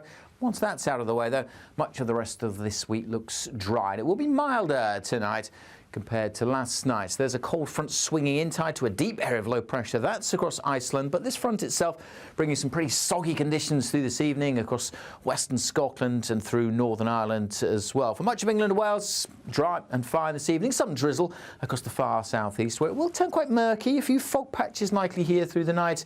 And there's the rain sweeping into southern Scotland across Northern Ireland. Got a Met Office yellow warning in place for southwest Scotland, where that rain could really build up here.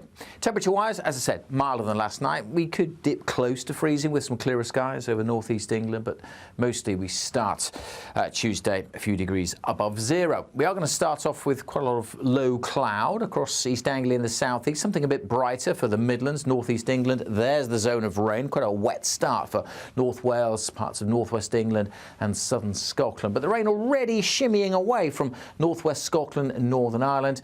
But as the rain clears, skies may brighten for a time, but we're also going to see showers coming in here. Now, it's going to be quite windy, especially close to this rain band, this weather front, and it only slowly edges its way across Wales through the morning into southwest England, so rain working in here, eventually across all of northwest England, clearing from the central belt of Scotland.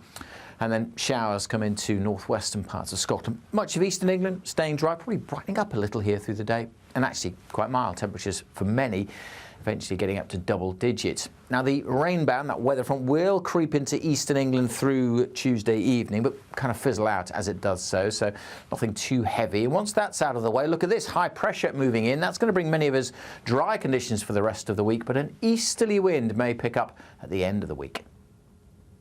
Expect a warm front, moving from the kitchen right through to the rest of the house. Boxed boilers, sponsors of weather on GB. We're giving you not one, but two chances to win this month, with two prize bundles that include an incredible £10,000 in tax-free cash. But that's not all. You'll also get a brand new iPhone 16 and a £500 shopping voucher to spend at your favourite store. So why not be extra lucky this month? For a chance to win an iPhone, vouchers and £10,000 in cash, text cash to 63232. One entry costs £2 plus one standard network rate message, or text bonus to 63232. 5 entries cost £5 plus one standard network rate message. Go to gbnews.com/win. Entries start from just £2. Call 0903 681 3232. Calls cost £2 plus your network access charge, or post your name and number to GB11 PO Box 8690 Derby DE1 9TT. UK only. Entrance must be 18 or over. Lines close at 6 p.m. on the 7th of March. Please check the closing time if listening or watching on demand. Good luck. This is Britain's Newsroom, where your voice matters. It's just astonishing. With expert analysis and honest opinion, we don't just keep you informed. We bring you unique perspectives you won't see anywhere else. Can't argue with any of that. When the news happens, it happens here. On Britain's Newsroom, weekdays from 9:30 a.m. Only on GB News. In the GB Newsroom, we bring you the news as it happens. With our team of dedicated journalists across the UK. We're ready to keep you up to date with what's happening every half an hour, every single day. Bulletins here on GB News. The People's Channel. Britain's news channel. It's Patrick Christie's Tonight, and here we do things differently. It's explaining the absolute madness of this, doesn't it? It's explosive. I mean, this is very good. It's lively. 850. Your government sat there, Sean, and it did nothing. It's controversial. And the Middle East has been in turmoil since before I was born. It's everything you need to kickstart your evening. Everyone's had their Weetabix tonight. I love to see it. That's Patrick Christie's Tonight, weeknights from 9 p.m. Only on GB News, the People's Channel, Britain's news channel. Mornings don't have to be tiresome, especially if you have the right company. Wake up to news as it happens, opinion and debate, and of course, a little bit of entertainment too. Because when the kettle's on, we're on. That's Breakfast on GB News, a show worth waking up for. Every morning from 6 a.m. Only on the People's Channel, Britain's news channel. We'll spread the news, you spread the word. Headliners on GB News 11 p.m. every night. It's got 3 top comedians going through the next day's newspapers so you don't have to read them, which is great. That's a good point. He's lying. Maybe he's not lying. That's Headliners every night from 11 p.m. and 5 a.m. as well on GB News, Britain's news channel.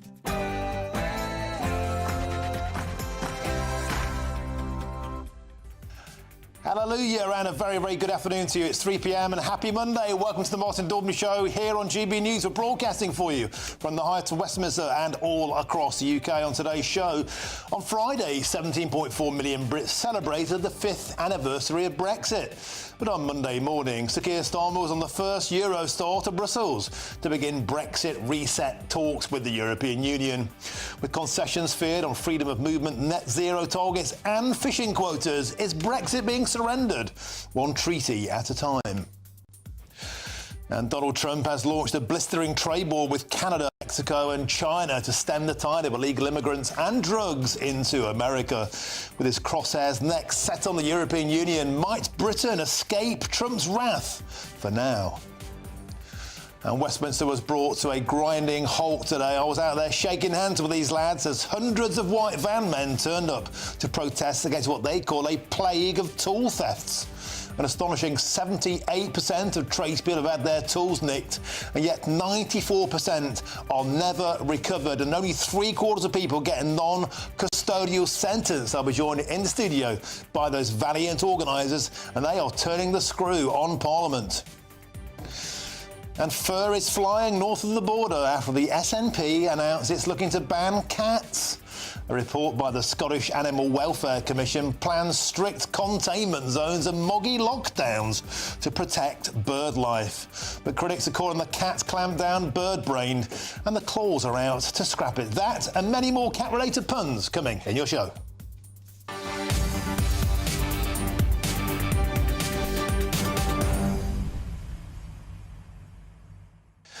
Welcome to the show. So, as I said, Friday night, 17.4 million Brexiteers were celebrating the 5th anniversary of Brexit. This morning, Sir Keir Starmer's got his trotters on the Eurostar, straight toot sweet to Brussels. Now, I'm no Poirot. We don't need to work out that difficult what side of the baguette is buttered for Sir Keir Starmer. Seriously, Donald Trump is saying that the UK for now is off the crosshairs of a trade war. Why is that flight not again diverted to Washington to do a deal with Donald Trump? Do you fear that Brexit is being surrendered one treaty at a time? Why on earth is our Prime Minister in Brussels the morning after the Brexit celebrations the night before? Send your views and your comments to gbnews.com/you'll say. But let's start with your headlines with Aaron Armstrong.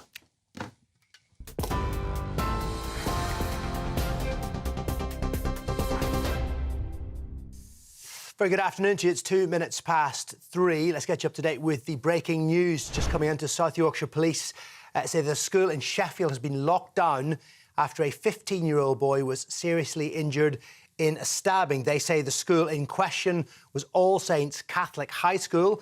It happened a little earlier, just after midday, with another teenage boy arrested in connection. Now, they say there's no wider threat to students, but emergency services are on site. And pictures that I've seen on social media show an air ambulance landing and parents gathering near the police cordon. More on that story as soon as we get it.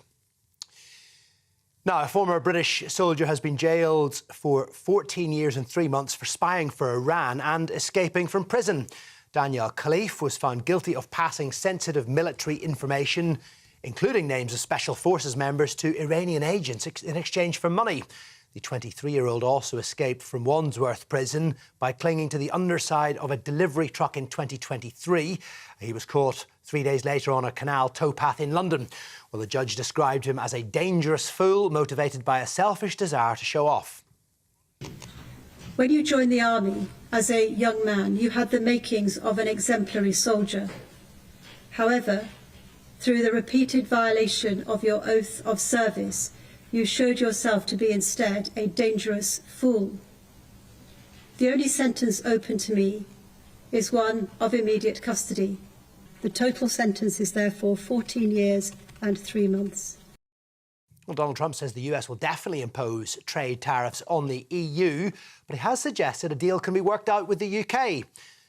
He says Downing Street has had constructive conversations with the Trump administration, including Prime Minister Sir Keir Starmer.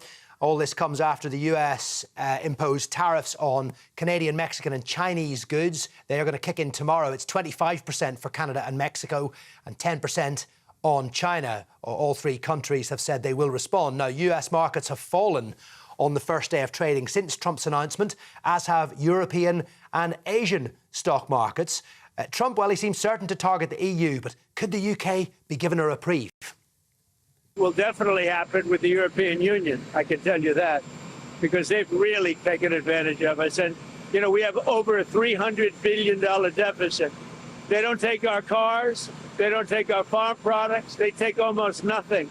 And we take everything from them, millions of cars, tremendous amounts of food and farm products.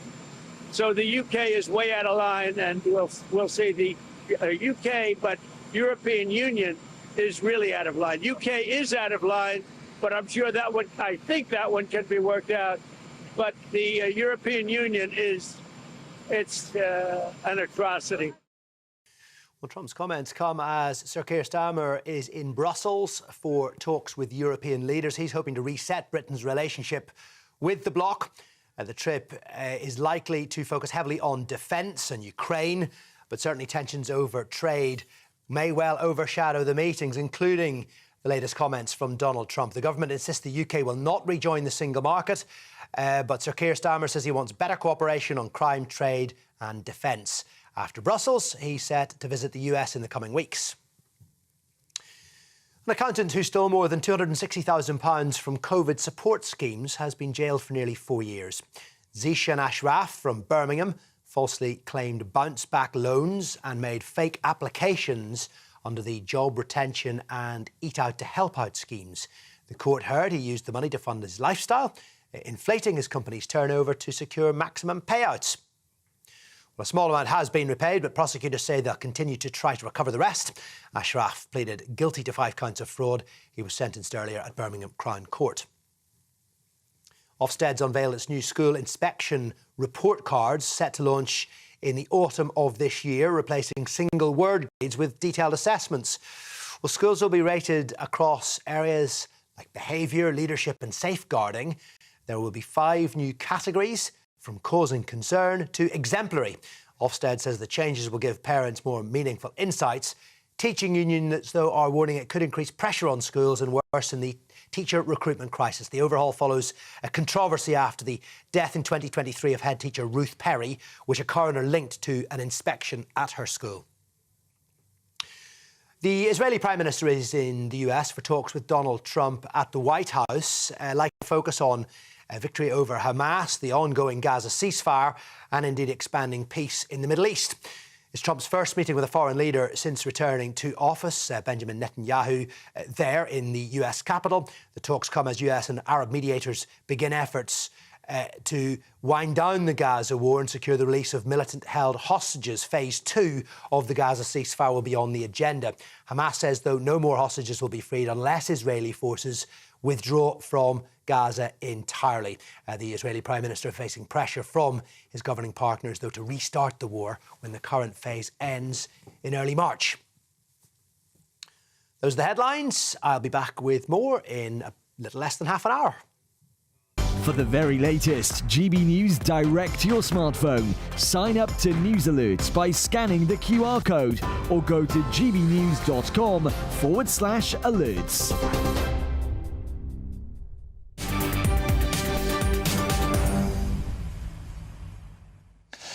Welcome to the show. Now, 5 years ago on Friday, this happened.